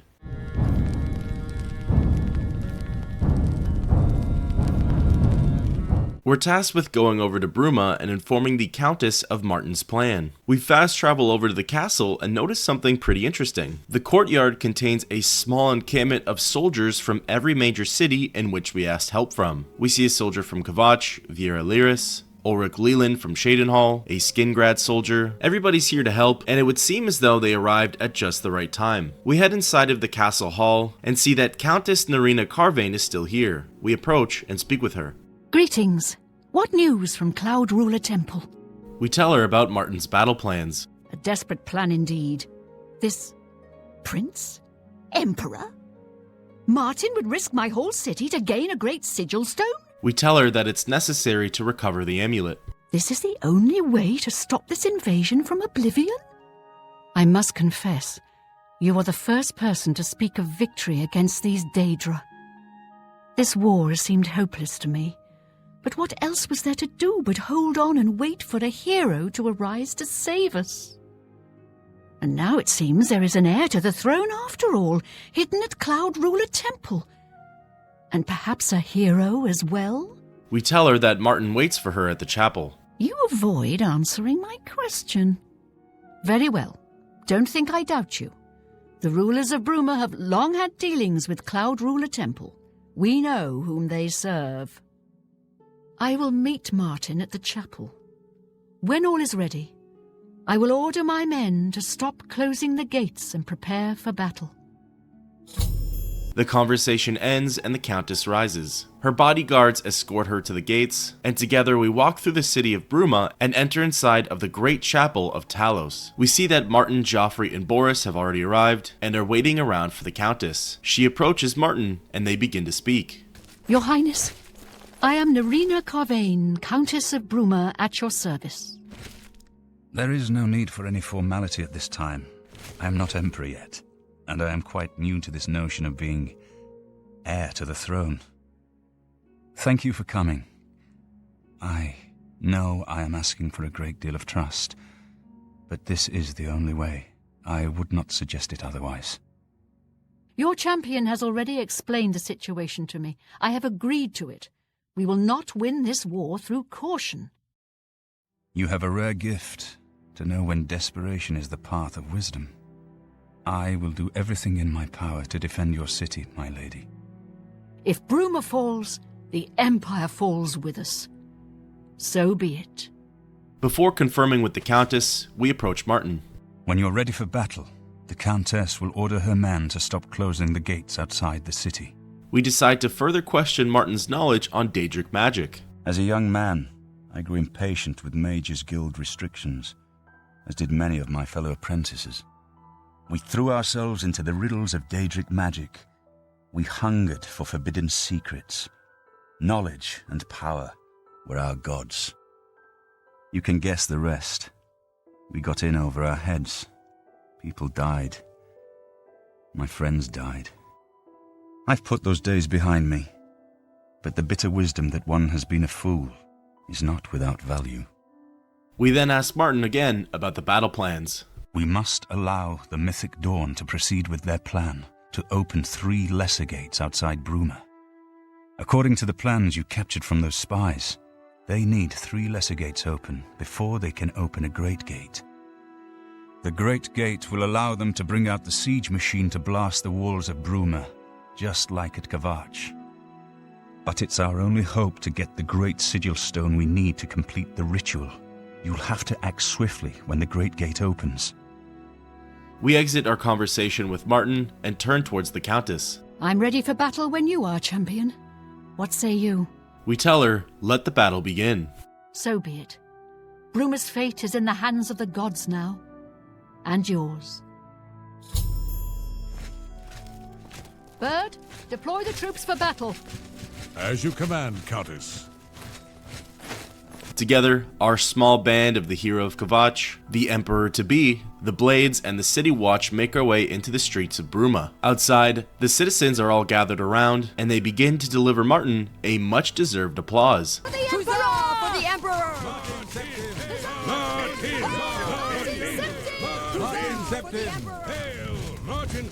We reach the city gates and leave Bruma. Outside, we see the small battalion of soldiers we gathered lined up. As soon as we make it past them, we all begin to take the path northeast and see an Oblivion Gate on the horizon. Remember before how I mentioned it was in our best interest to complete allies for Bruma? Well, if we hadn't, or if we had simply decided not to close any of the city's Oblivion Gates, in the stead of their guard, we would have received an NPC that's part of the Bruma militia. These NPCs are much inferior to any of the city guard, and for the battle that's about to happen, we need as much skill and force as we can muster. Arriving outside the first Oblivion Gate, we get a quest update reminding us that we must survive long enough for the Great Gate to open. Everybody arrives and lines up outside of the gate. It's here as well we get another quest update saying that Martin needs to be protected at all costs. Martin rushes in front of everybody and begins to deliver a speech. Soldiers of Cyrodiil, the Empire will stand or fall by what we do here today. Will we let the Daedra do to Bruma what they did to Kvatch? Will we let them burn our homes? Will we let them kill our families? No, we make our stand here today for the whole of Cyrodiil. We must hold fast until the hero of Kvatch can destroy their great gate. We must kill whatever comes out of that gate. Soldiers of Cyrodiil, do you stand with me? Martin can barely finish his speech before the Daedra begin pressing the attack. The offense begins slowly. Daedra begin coming out of the portal 1 or 2 at a time. We decide to lead the charge and take majority of the aggro. The reason being is that Martin is no longer essential, meaning that if he dies, it's game over. Also, we're going to need all of the soldiers available for when the horde actually comes through. Before we know it, a second gate opens up, and at this point, Daedra are pouring out 3 at a time. It becomes difficult to juggle both gates, as when our attention is on one, Daedra begin to emerge from the other. It's an all hands on deck matter now, and our main concern is finding Martin in the chaos and protecting him at all costs. Looking around, we begin to see the bodies of the dead watchmen piling up. All the meanwhile, it's getting more and more difficult to not accidentally hit one of them. As mentioned before, everybody is in a frenzy, and unless we're completely isolated with our target, the guards are more than likely going to catch a stray swing. Soon, a third Oblivion Gate opens up. We just have to withstand a little bit longer for the Great Gate to open. All the meanwhile, looking around, we notice that we don't have very many troops left alive. We continue continue to do what we can and press the attack, meeting the Daedra at the gates and periodically checking in on Martin. It gets to the point where there are more Daedra on the battlefield than there are Cyrodiilic soldiers. Hope is beginning to fade when all of a sudden, a flash of light happens and the Great Gate to Oblivion appears. Daedra begin to pour out of it, and before we get overwhelmed, we enter inside of it.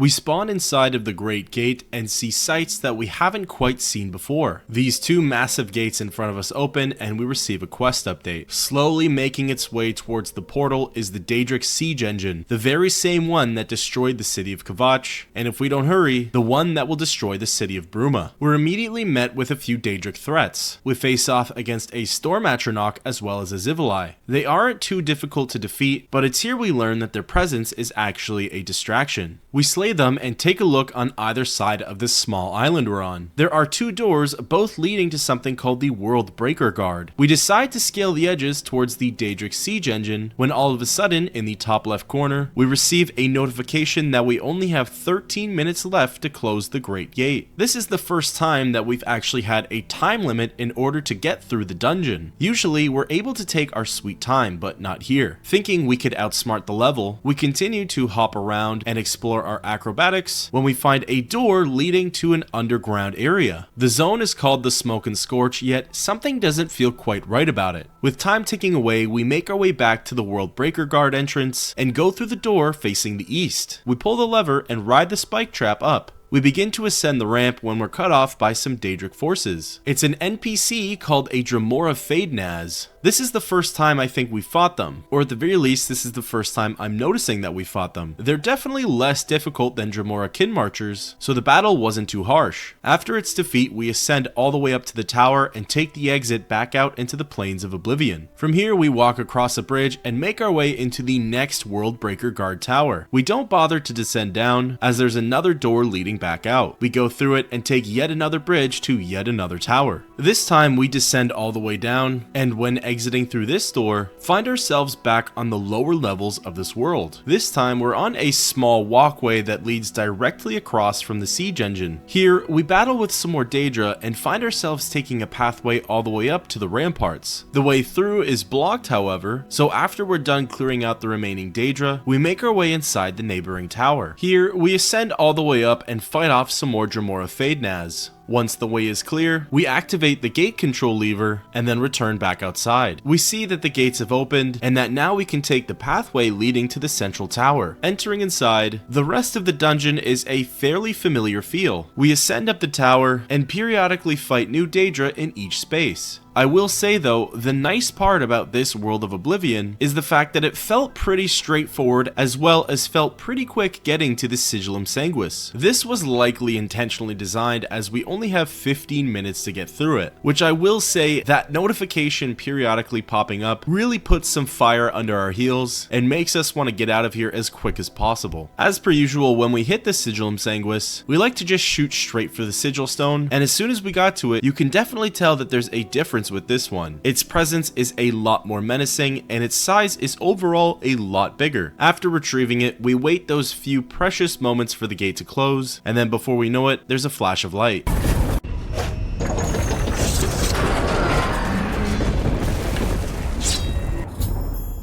We're transported back to Cyrodiil and received a quest update that the Battle of Bruma has been won. With no time to spare, however, as it appears as though the siege engine was just about ready for use. The battle may have been won, but we definitely suffered a lot of casualties. All that remains alive is a lone Bruma guard, Ulrich Leland from Shadenhall, Joffrey of the Blades, and of course, Martin Septim. We turn around and see quite the sad sight. Boris, the young blade who began the game with us and trusted us when no one else would, lays lifeless amongst the Daedra. Even Captain Bird, the commander of the Bruma Guard, is dead. Having to shelve our feelings for now, we turn to Martin Septim and let him know of our victory. We won a great victory here today. We now have the means to recover the Amulet of Kings from Manca Cameron. But we need to act quickly. Cameron will not take long to recognize his danger. Remember, the portal closes behind you. Anything you need, carry it with you. I'll have the ritual ready in the Great Hall when you arrive. Farewell. We ask Martin about the Oblivion Gate. The only way to close all the Oblivion Gates forever is for me to relight the dragon fires in the Temple of the One. Our only hope is to recover the Amulet of Kings from Manka Cameron. We then ask him about the Mysterium Xarxes. I have everything necessary for the ritual to use the Xarxes to open a portal to Cameron's paradise. Remember, the portal will close behind you, so you will need to take everything you need.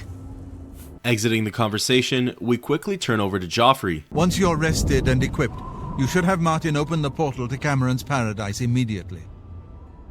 Don't give the enemy a chance to recover from their defeat. We ask Joffrey about the recently slain Boris. He served with honor. No blade could ask for higher praise. For fun, we decide to get some dialogue out of the remaining 2 survivors. We did it! We showed those damn Daedra a thing or two! Congratulations on your victory. Your fame was well deserved, it seems.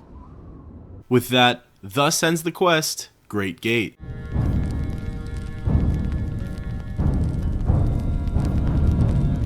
We make our way over to Cloud Ruler Temple and enter inside of the Great Hall. From within, we see Martin pacing back and forth. At the center of the room, we see the Great Sigil Stone along with the Great Welkynd Stone floating in the air. It seems as though the ritual is ready, and all that we have left to do is to speak with Martin. I have everything in place for the ritual. I'll open the portal whenever you're ready. I don't know what you'll find in Cameron's paradise. I do know the portal I create through the Mysterium Xarxes ritual will close behind you. You'll have to find another way back. I believe that Manka Cameron acts as the anchor for paradise, just as a sigil stone anchors an Oblivion Gate in place. Kill Manka Cameron, and you will unmake his paradise. Shall I open the portal to paradise? Are you ready? We tell him to open the portal. Farewell, my friend. Our fate is in your hands. Bring back the Amulet of Kings. Brace yourself.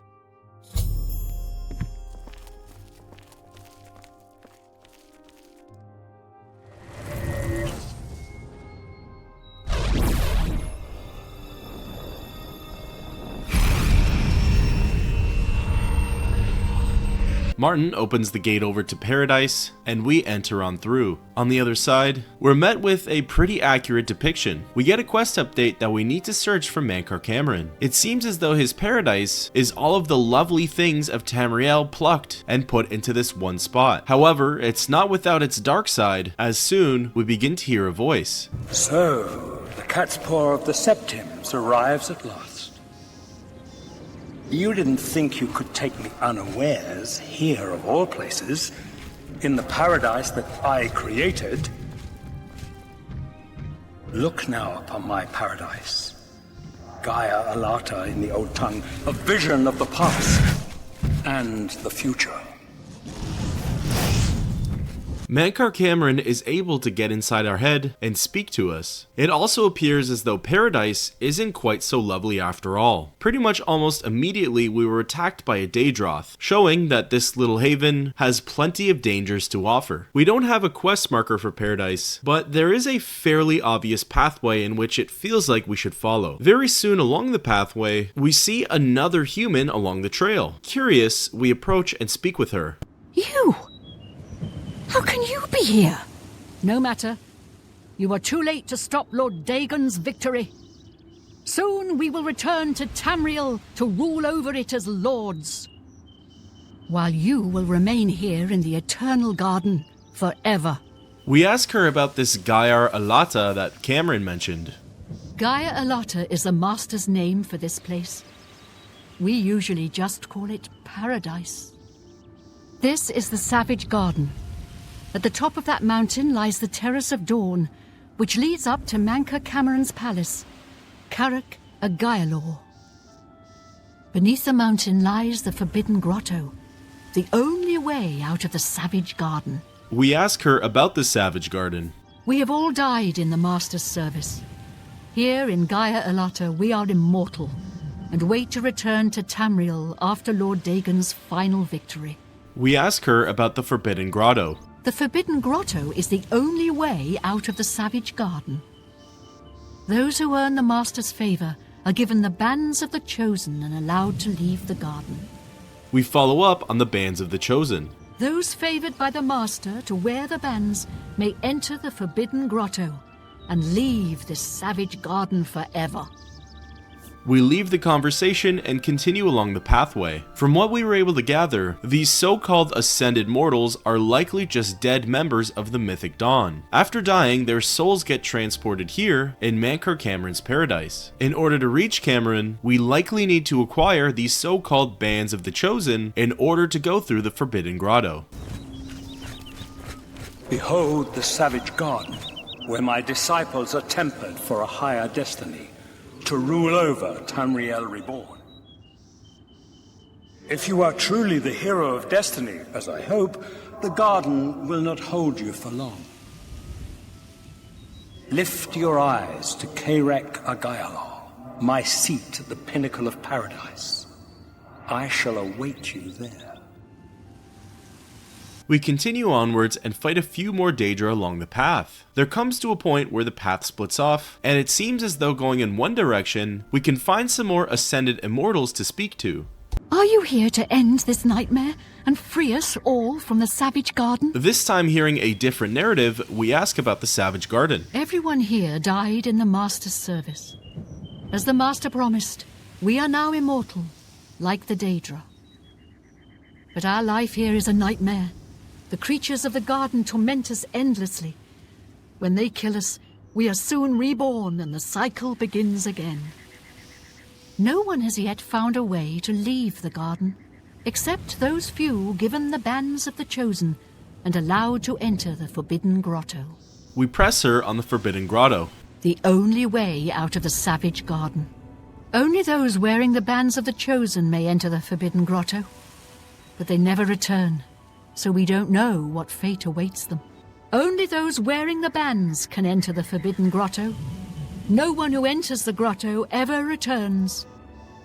It's now that we hear some slightly differing opinions on Mankar Cameron's paradise. It sounds as though Gaiar Alata treats its mortal subjects the same way any other Daedric realm treats theirs, with cruelty and torture. We eventually stumble upon a fork in the road. To the right is a pathway leading all the way to a strange doorway. Approaching us from said pathway is a Dremora. We ready our weapon, yet this one does not. In fact, it approaches and speaks with us.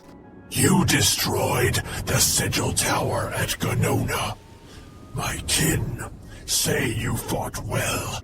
We say that we've never heard of Gonona. Our clan sacked your city of Kvatch, a trifling task fit for scamps. Your swift retribution earned you much respect among my people.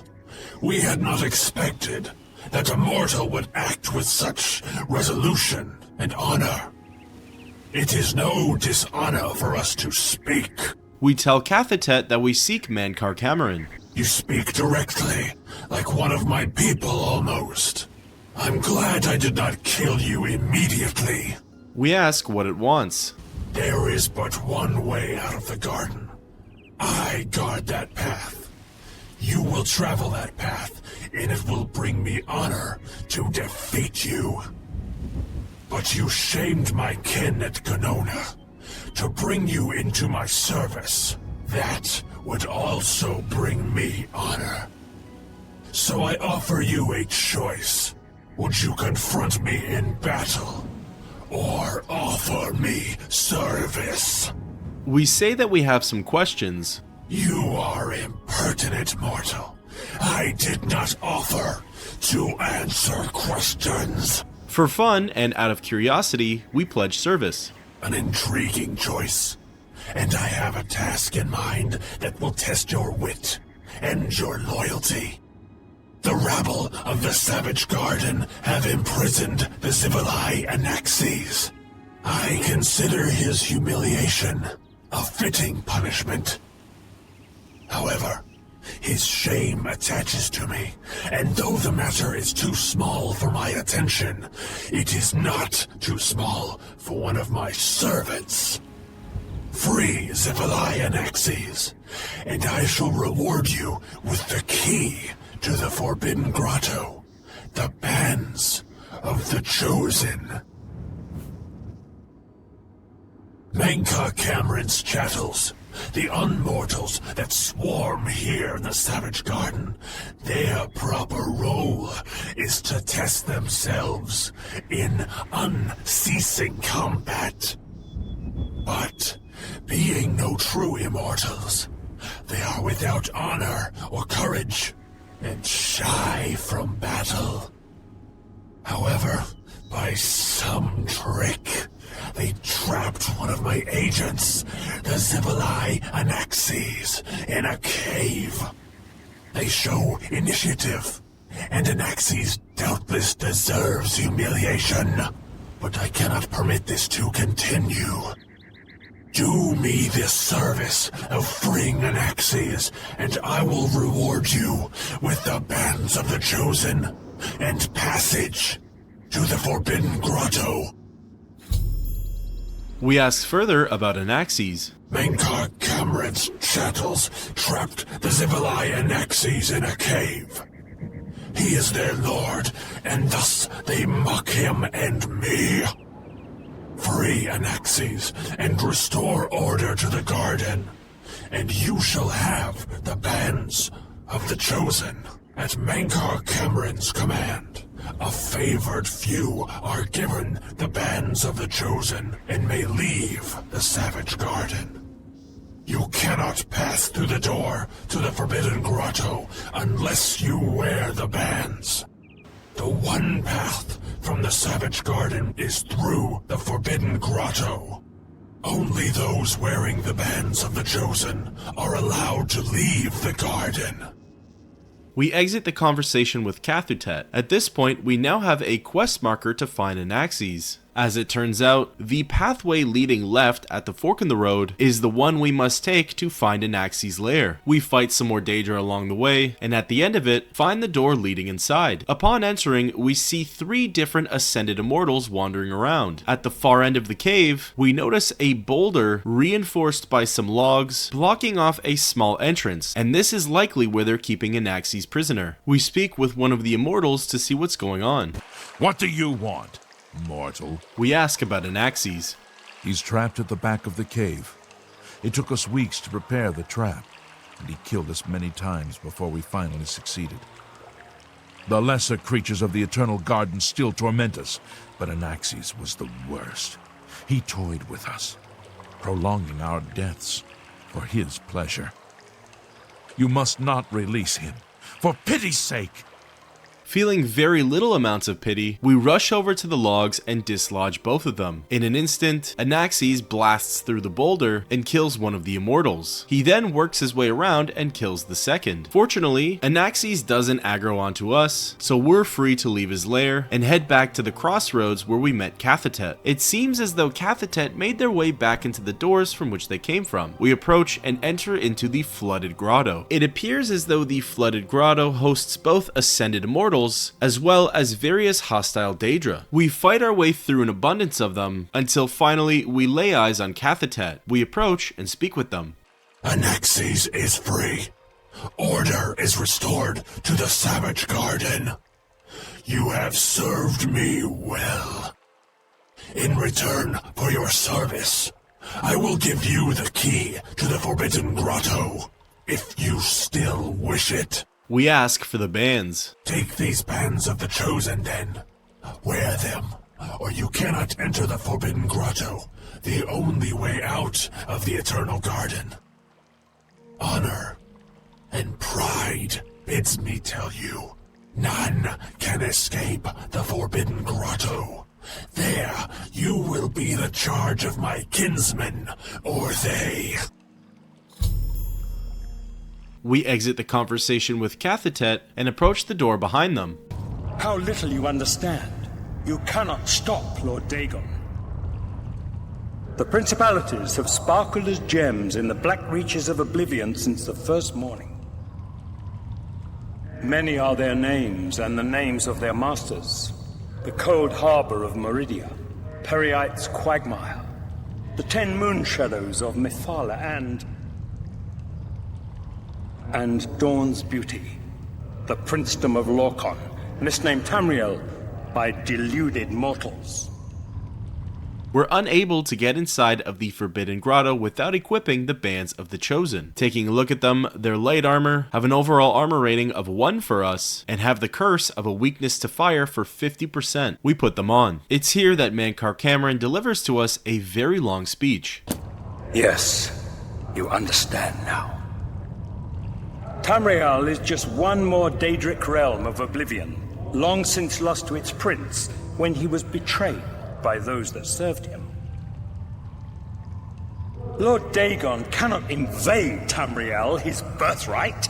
He comes to liberate the occupied lands.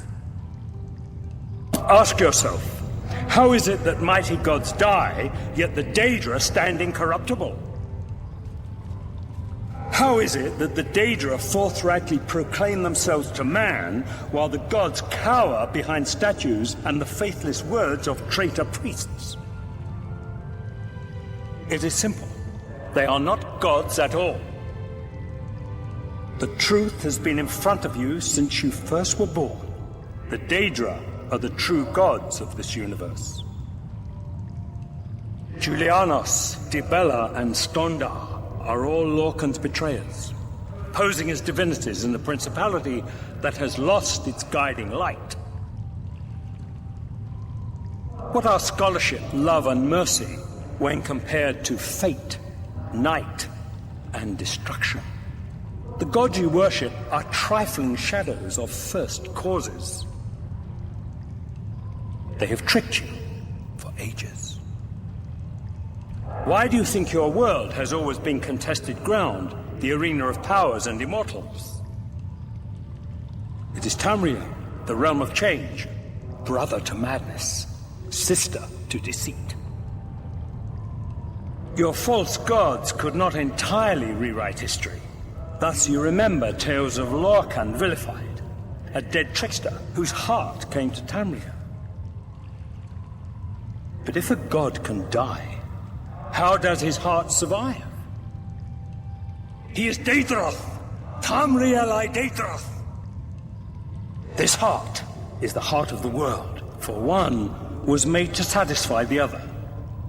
You all remember this. It is in every legend.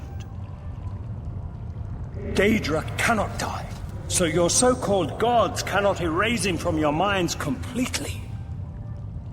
Although Mankar Cameron is a dangerous radicalist, he does mention some very thought-provoking things. It's now that we enter inside of the Forbidden Grotto. The Flooded Grotto had a blue sort of calm aura around it. However, the Forbidden Grotto has a sinister and quite eerie red glow to it. Not to mention, in most areas, there are people being tortured in cages.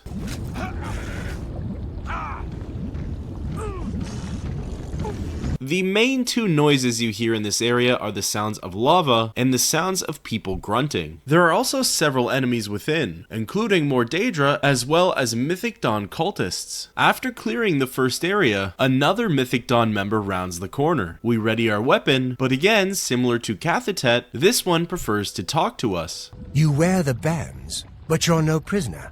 Who are you? What are you doing here? We decide to see where honesty leads us and tell him that we're here to kill Mankar Cameron. Can you really do it? Can you bring this eternal nightmare to an end? Can you defeat Mankar Cameron and free all the souls of the poor fools who followed him? Listen, I can help you.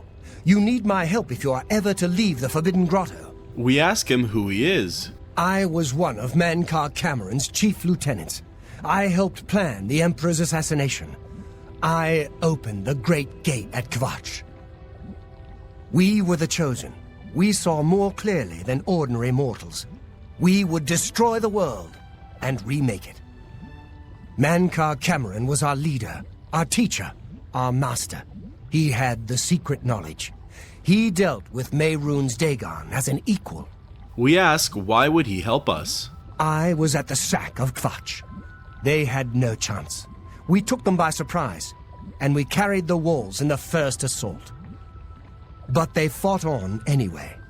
desperately. They seemed to think this decadent, mundane world of theirs was worth defending. I was slain after the battle was over. 3 townsfolk hiding in the cellar attacked me when I entered their house, hunting down survivors. They tore me to pieces, although I have no doubt they were immediately killed by my companions.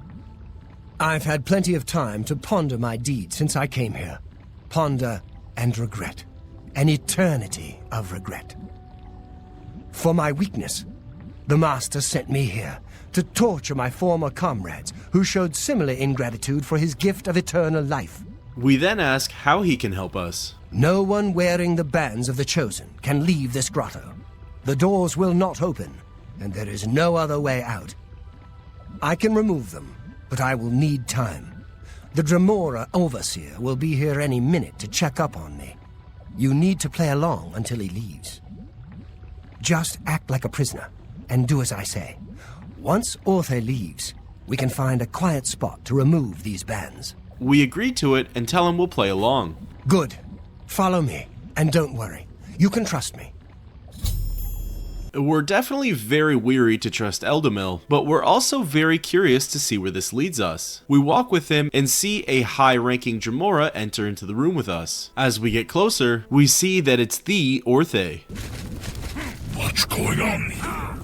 Who's this? A prisoner, sent in by... Show me some respect, worm. Unless you want to end up in the cages with them. Yes, Kinreeve, sir. This prisoner was sent in by Kvatch for questioning. I was about to begin. This is not one of Mankar Cameron's chattels from the garden. Who is he? Nothing escapes your vigilance, Kinreeve. Kvatch wondered as well. This is why he sent him for questioning. Well, carry on. Of course, Kinreeve. Prisoner, get in the cage. Hesitantly, we wander towards the open cage and enter inside. We're beginning to become a lot more suspicious of this little plan. The bars close behind us, and our cage begins to lower into the lava. We get extremely close, and wonder if he even might dunk us in. However, before we know it, the cage raises back up and Eldamil is alone. There's no way for me to cross, but the Master's immortality does have its uses. I will distract the Dremora for as long as I can. We get a quest update that until we can meet up again with Eldamil, we're to continue to make our way through the Forbidden Grotto. We turn around and see that the bars drop behind us. We exit the cage and proceed to move along. We're immediately met with some hostile Daedric forces. We sweep from room to room, killing whoever stands in our way. Eventually, we find another door similar to the last one we went through, which leads to the next zone of the Forbidden Grotto. As we cut around the first corner, we're approached by yet another cultist, which, lucky for us, happened to be Eldamil. You made it. I didn't think you'd have any trouble. Let's get these bands off you. There. You're not a prisoner of the Forbidden Grotto any longer. Let me come with you. Let me help you kill Mankar Cameron. I am not without power. We figure we got this far with him, so might as well. I am no match for Mankar Cameron, but perhaps together we can find a way to defeat him. Lead on. Well done, champion. Your progress is swift and sure. Perhaps you will reach me after all. You think I mock you? Not at all. In your coming, I hear the footsteps of fate.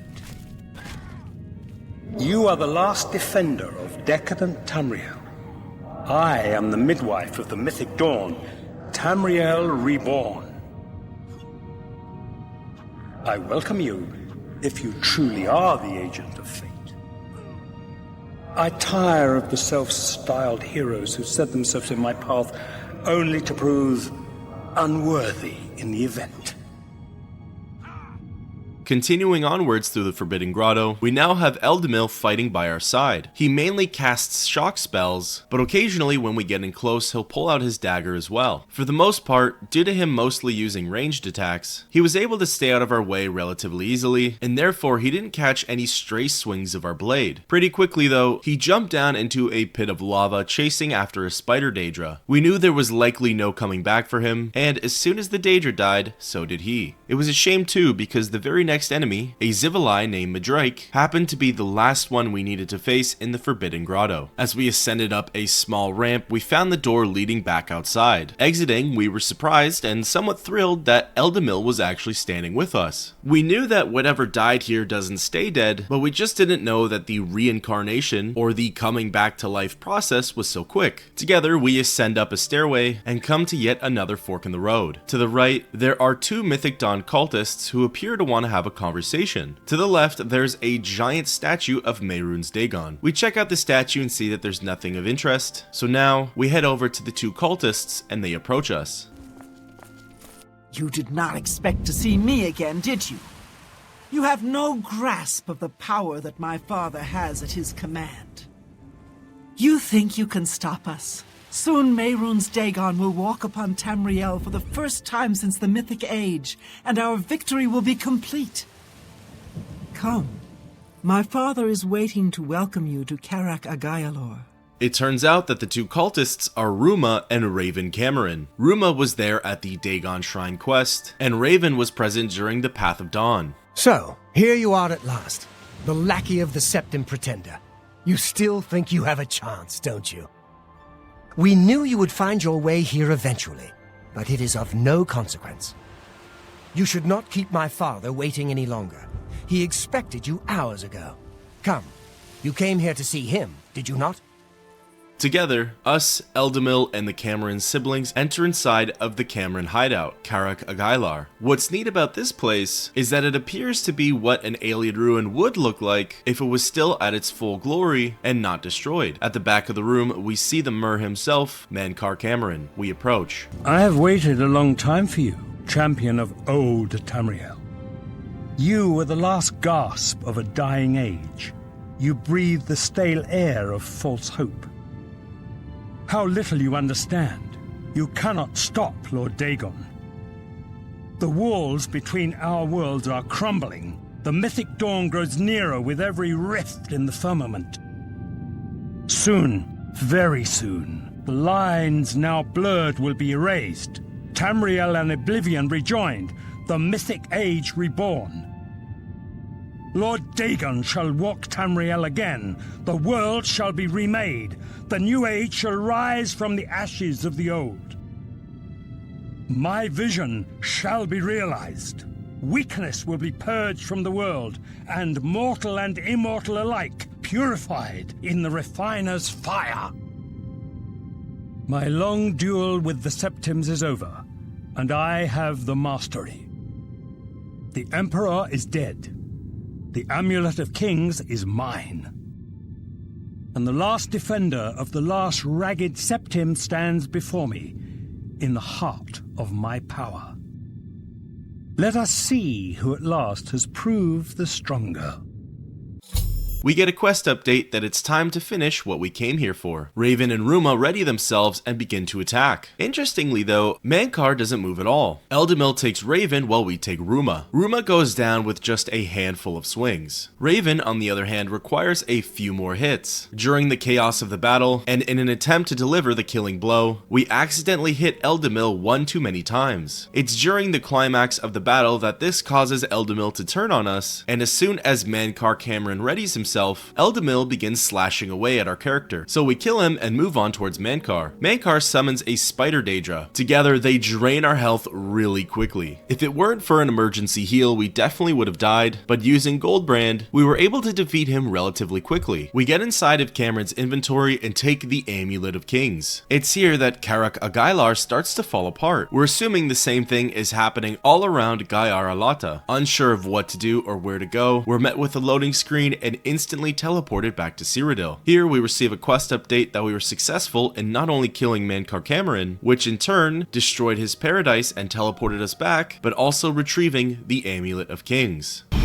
Do homage to Martin's champion. You found a way back. Does this mean... We tell him Mankar Cameron is dead. You did it. You defeated him. Then you have it. You have the Amulet of Kings. We hand it over and tell him it belongs to him. Belongs to me? The Amulet of Kings? So you and Joffrey have said, if it is true, if the Emperor really was my father, then I should be able to wear it. Only those of the Septim blood can wear the Amulet of Kings. We tell His Majesty to put it on. Yes, of course. What am I waiting for? After all, this is my destiny. And no man can deny his destiny. We reaffirm him by telling him that he is Uriel's son. I didn't really need the amulet to tell me that. I've known it was true since you first told me back in Kvatch. But it is one thing to talk of becoming Emperor, and quite another to actually be the Emperor. We say that he is the Emperor. Not yet. Until we light the dragonfires, the gates are open and Mehrunes Dagon's invasion continues. While you were gone, I sent a messenger to Chancellor Akato. He waits for us in the Imperial City. We ask why meet with him. Chancellor Akato is the head of the Elder Council. The Council rules in the Emperor's absence. I don't expect any objections from the Elder Council, but we should defer to their authority. Let's go to the Imperial City at once, before the enemy can recover from Mankar Cameron's death. With Mankar Cameron dead, and the Amulet of Kings back in the possession of Martin Septim, all we need to do now is light the dragonfires. With that, thus ends the quest, Paradise.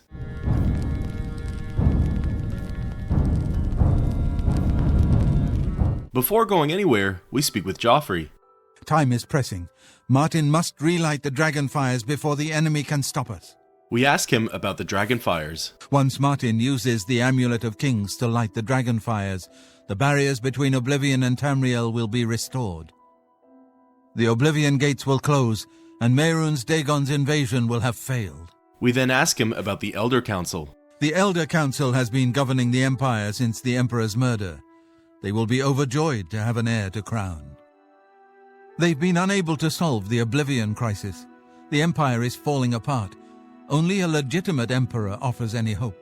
It's now time to officially depart Cloud Ruler Temple, hopefully this time for good. For this quest, Martin and Joffrey actually follow us, so wherever we go, they go. Before heading to the capital, we heard rumors of something interesting in the city of Bruma. By traveling over to the North Gate, we see that they put up a statue in our honor. It was designed based off of the armor that we were wearing during the time of closing the Great Gate and defending the city of Bruma. It's really neat to know that our character will be immortalized within Bruma's history for generations to come. It's now time to travel to the Imperial City. We make our way over to the stables first, in order to see if by arriving with Martin and Joffrey, if they'll receive a proper Emperor's welcome. Interestingly though, it appears as that they haven't followed us this far. There must be some sort of restriction placed on them in terms of traveling anywhere but the palace of the Imperial City. So naturally, we make our way over to the Green Emperor Way, and Martin is standing just outside of the doors.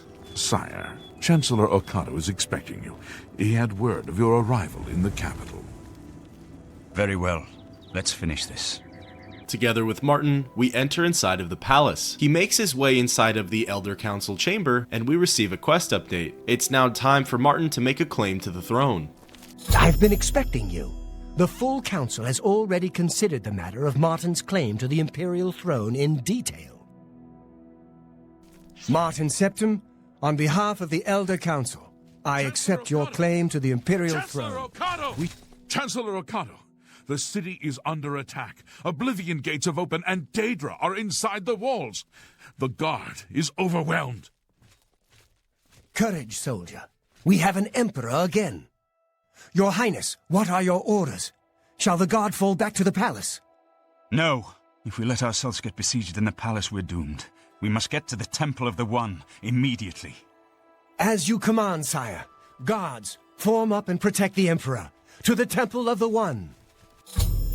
With barely any time for formalities, the Daedra have found a way inside of the Imperial City and are currently laying waste to the capital. Practically immediately, multiple Dremora Kinvals enter the Elder Council chamber and begin to attack Martin. Chaos breaks out as Blades, Palace Guards, and Chancellor Okato begin to fight back. We successfully fend off the immediate attackers, and as a squadron, exit the Imperial Palace in hopes of reaching the Temple of the One. Outside, the skies are crimson red and smoke is rising up all over the city. Even more Daedra are present out here, and an even bigger fight commences. We do a decent job at slaying our enemies, but we practically trade 1-for-1 with the Palace Guards, as they too keep dying. As soon as the area is clear, what little remains of our forces follows Martin to the Temple District. The Temple of the One is so close yet so far. Multiple Oblivion gates are opened within the vicinity, and hordes of Daedra are pouring out. The sounds of battle and war echo throughout the city. We try our best to fight back and clear up as many of the enemies as possible. All the meanwhile, we're trying not to accidentally attack our allies. Everything is extremely chaotic, and our numbers are getting lessened and lessened. All of a sudden, we receive one of the most terrifying quest updates possible. Mehrunes Dagon has made his way into Tamriel. He towers above all of the buildings and walls of the Imperial City, and one slash with his weapon is able to decimate an entire group of soldiers. All hope seems lost. We're too late. Mehrunes Dagon is here. Lighting the dragon fires will no longer save us. The barriers that protected us from Oblivion are gone. We ask if there's any way we can cast him back. I don't see how. Mortal weapons may hurt him, but now that he is physically here in Tamriel, they have no power to actually destroy him. We ask, what about the Amulet of Kings? Wait, yes. The amulet was given to mortals by Akatosh. It contains his divine power. But how to use this power against Dagon? The amulet was not intended as a weapon. I have an idea, one last hope. I must reach the Dragonfires and the Temple of the One. We questioned before when he said it was of no use. You'll just have to trust me. I know now what I was born to do, but I'll need your help. I have to get past Mehrunes Dagon somehow. We assure him that we'll get him to the temple. Then I'll do the rest. Lead on, my friend. We tell him to follow us. I'm with you. We're immediately thrown back into the chaotic reality. All that really remains for our forces are a handful of Imperial soldiers and Chancellor Okato. We need to get by Mehrunes Dagon in order to get inside of the temple. We go right beside him and he aggroes onto Martin. He begins hacking and slashing away, but we're able to make a quick escape into the Temple of the One. We receive a quest update and follow Martin to the other side of the room. It's here he speaks with us one final time. I do what I must do. I cannot stay to rebuild Tamriel. That task falls to others. Farewell.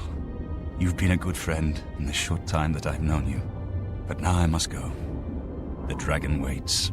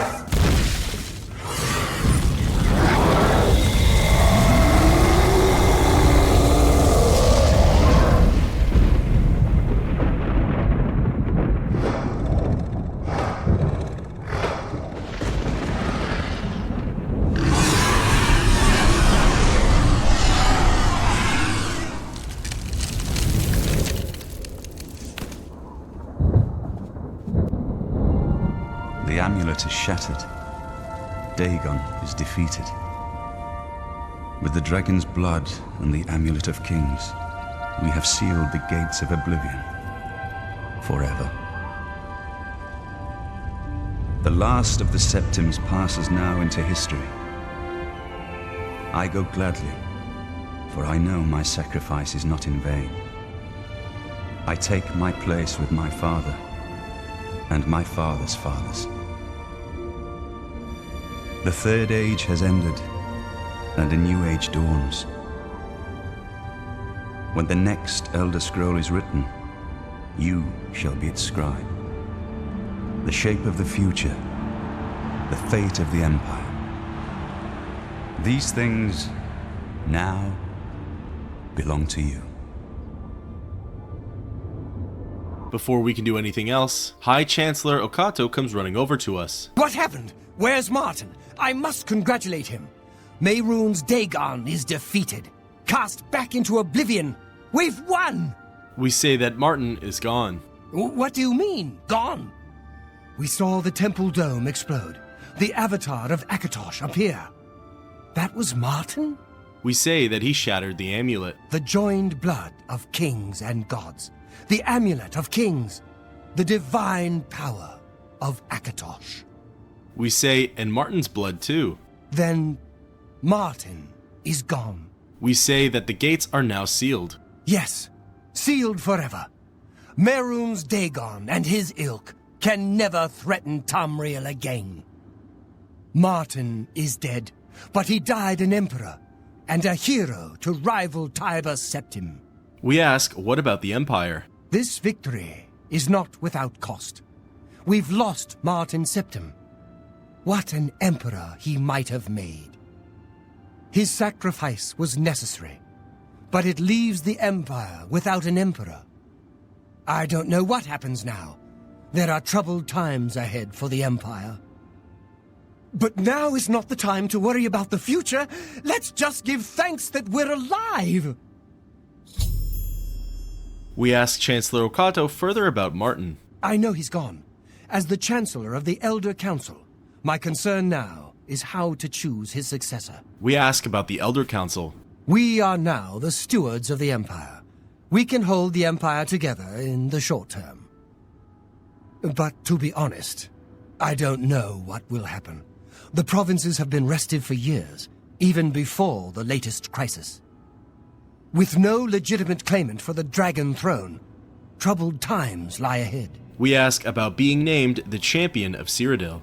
In my capacity as Lord High Chancellor of the Elder Council, I hereby proclaim you Champion of Cyrodiil.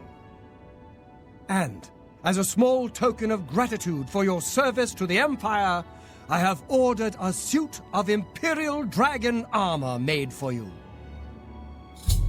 You have earned the highest rank possible in the Order of the Dragon, the illustrious Order of Imperial Knights, founded by Tiber Septim himself. It is a high honor. Only 6 other champions have been awarded in the history of the Empire. We then ask about the Imperial Dragon armor. Imperial Dragon armor is normally worn only by the Emperor himself, but you deserve no less, champion.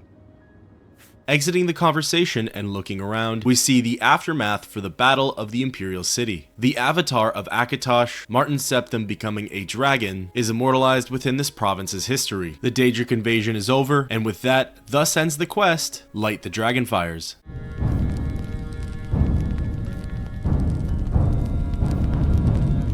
Before leaving the temple, we speak with Captain Stefan. What can I do for you, sir? We ask him about Martin. You were there. You saw his true nature. The blood of the dragon was revealed for all to see. We then turn to speak with Joffrey. A victory beyond hope. You and Martin defeated Mehrunes Dagon in the very moment of his triumph. All hail the champion of Tamriel. We ask him about the Dragonfires. I believe that Martin's sacrifice sealed the gates of Oblivion forever. Tamriel no longer needs the protection of the Dragonfires. We then ask him about Martin. He truly was the Dragonborn, the last and perhaps the greatest of all the Septims. Finally, we ask him about Mehrunes Dagon. Against all hope, Martin cast him back into Oblivion. He will not trouble our world for long years to come.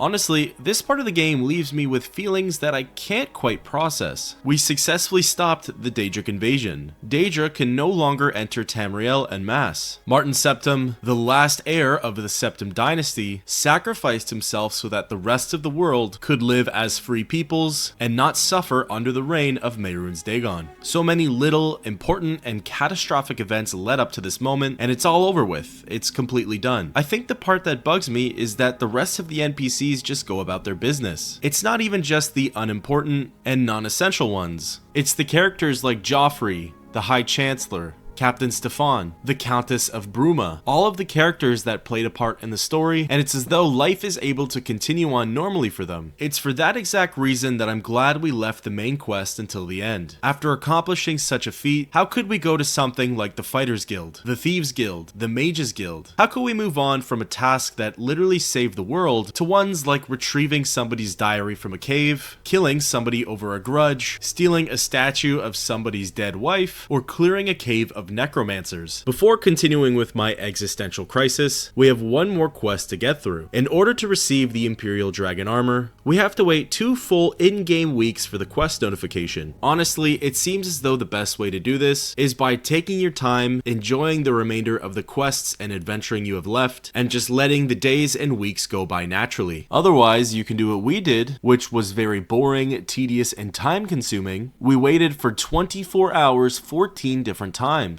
The unofficial Elder Scrolls pages details that there are some bugs that can happen while doing this quest. For full transparency, we ended up forcing a wait for over that 2-week period, and there was still no quest update on whether or not the armor was ready. So we had to do some in-game fiddling in order to get the notification. From here, we're directed over to the Imperial City Prison. We make our way over to the armory and enter inside. We're supposed to see the Imperial Dragon armor on the table in front of us. However, due to the bug we've encountered, it's not there. So we have to do some more in-game fiddling, and finally we have the complete set in front of us. After picking it all up, we receive our final quest update for the main storyline. Now, I don't know if it was because of the means by which we obtained the Imperial Dragon set, or if maybe it's not really that good for late game users, but the overall armor rating for it wasn't so great. The enchantments themselves were semi-decent, but to be completely honest with you, I would much prefer the current armor set we have. Gear choices aside, with the acquisition of the Imperial Dragon armor set, thus officially concludes the last quest featured in the main storyline of the Elder Scrolls 4, Oblivion.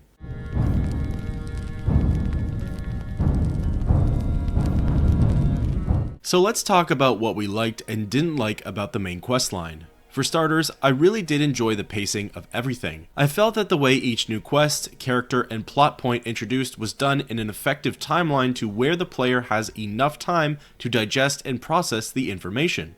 The characters we meet are fantastic. I really enjoyed Martin's humble yet confident demeanor in himself. Joffrey was nicely written to be the wise, cautious, and protective elder of the Blades. We didn't get to speak much with Emperor Uriel Septim VII in this game, but the brief moments he had were definitely way more impactful than most NPC interactions in Oblivion. The way our friendship and respect with Boris blossomed was really touching to get to be a part of. We started out a prisoner, and he a respected member of the Blades. We slowly grew to trust and count on one another as time went on. I liked Mankar Cameron's role in the game. I wish we saw a little bit more of him, especially earlier in the questline, perhaps at the Siege of Kvatch or during the Path of Dawn. We see a bit of him during Dagon Shrine, and a lot of him during Paradise. The way he's able to enter into our minds and fill us with his opinions and views was a really great way to see just how crazy and dangerous he really was. It's that quest alone that saves him as a good antagonist for me. My highlight quests are most certainly the Path of Dawn, Dagon Shrine, Defense of Bruma, Paradise, and Light the Dragonfires. Each of these quests had adventure and RPG elements within them that I always enjoy when I play these games. Picking my 2 favorite would be Dagon Shrine, as I really enjoyed infiltrating, learning about, and taking out the headquarters of the Mythic Dawn cult, as well as Light the Dragonfires, as the battle for the Imperial City was epic, grand, and chaotically fun. There wasn't a whole lot that I didn't like while doing the main quest. I will say the main questline does feel as though it's better to complete early game. The loot we get and the enemies we face I don't feel are particularly balanced when you play as a level 20 plus character. I found the Oblivion Gates and fighting the hordes of Daedra to be quite challenging at times, even more so than if we were, say, a level 10 character. It easily could have been our build, playstyle, and gear that was holding us back, but it still felt as though dungeon crawling through Daedra and facing the higher leveled ones wasn't scaled as well as it should have been. The loot we get is, simply put, not very great for late game. Sure, as our level increases, so do the drops and tiers of weapons and armor available, but other than, say, the odd unique weapon, the Blade's Armory, and the Imperial Dragon armor set, there isn't much else offered. My least favorite quests were Allies for Bruma, although that one is optional, so it really doesn't deserve to be so low, and there was a stretch towards the third quarter of the storyline where we were just doing dungeon crawl after dungeon crawl. The quests were Bruma Gate, Allies for Bruma, Blood of the Divines, and Misgarkund. Misgarkund seemed to be on the weaker side of storytelling for these quests, and it felt like at times that there should have been more story and plot points offered within it. Overall, the main questline was a great way to end off our game. As mentioned before, I had a bit of an existential dread thinking about how we were unable to move on from the events that transpired while all of the NPCs were coded to do so. I definitely think it was the right call to save this questline for last, as I think I would have had some trouble moving on to the next faction or DLC after this one. Honestly, I would put my experience and enjoyment while playing it up there at the top with the Shivering Isles DLC as well as the Dark Brotherhood questline. So, that's it. We've completed every notable quest, DLC, and storyline that Oblivion has to offer. There's technically still a few things we can explore, including lore, locations, official plugins like Mehrunes Razor and the Fighter's Stronghold. These are videos that we'll slowly work on and play through as time goes on. We'll do a wrap-up video for our overall experience while playing Oblivion, and I really look forward to moving on to the next game with you all. As per always, thank you everybody for your continued support while I've been on this crazy journey. Nothing would be possible without you all. Until next time, keep on adventuring.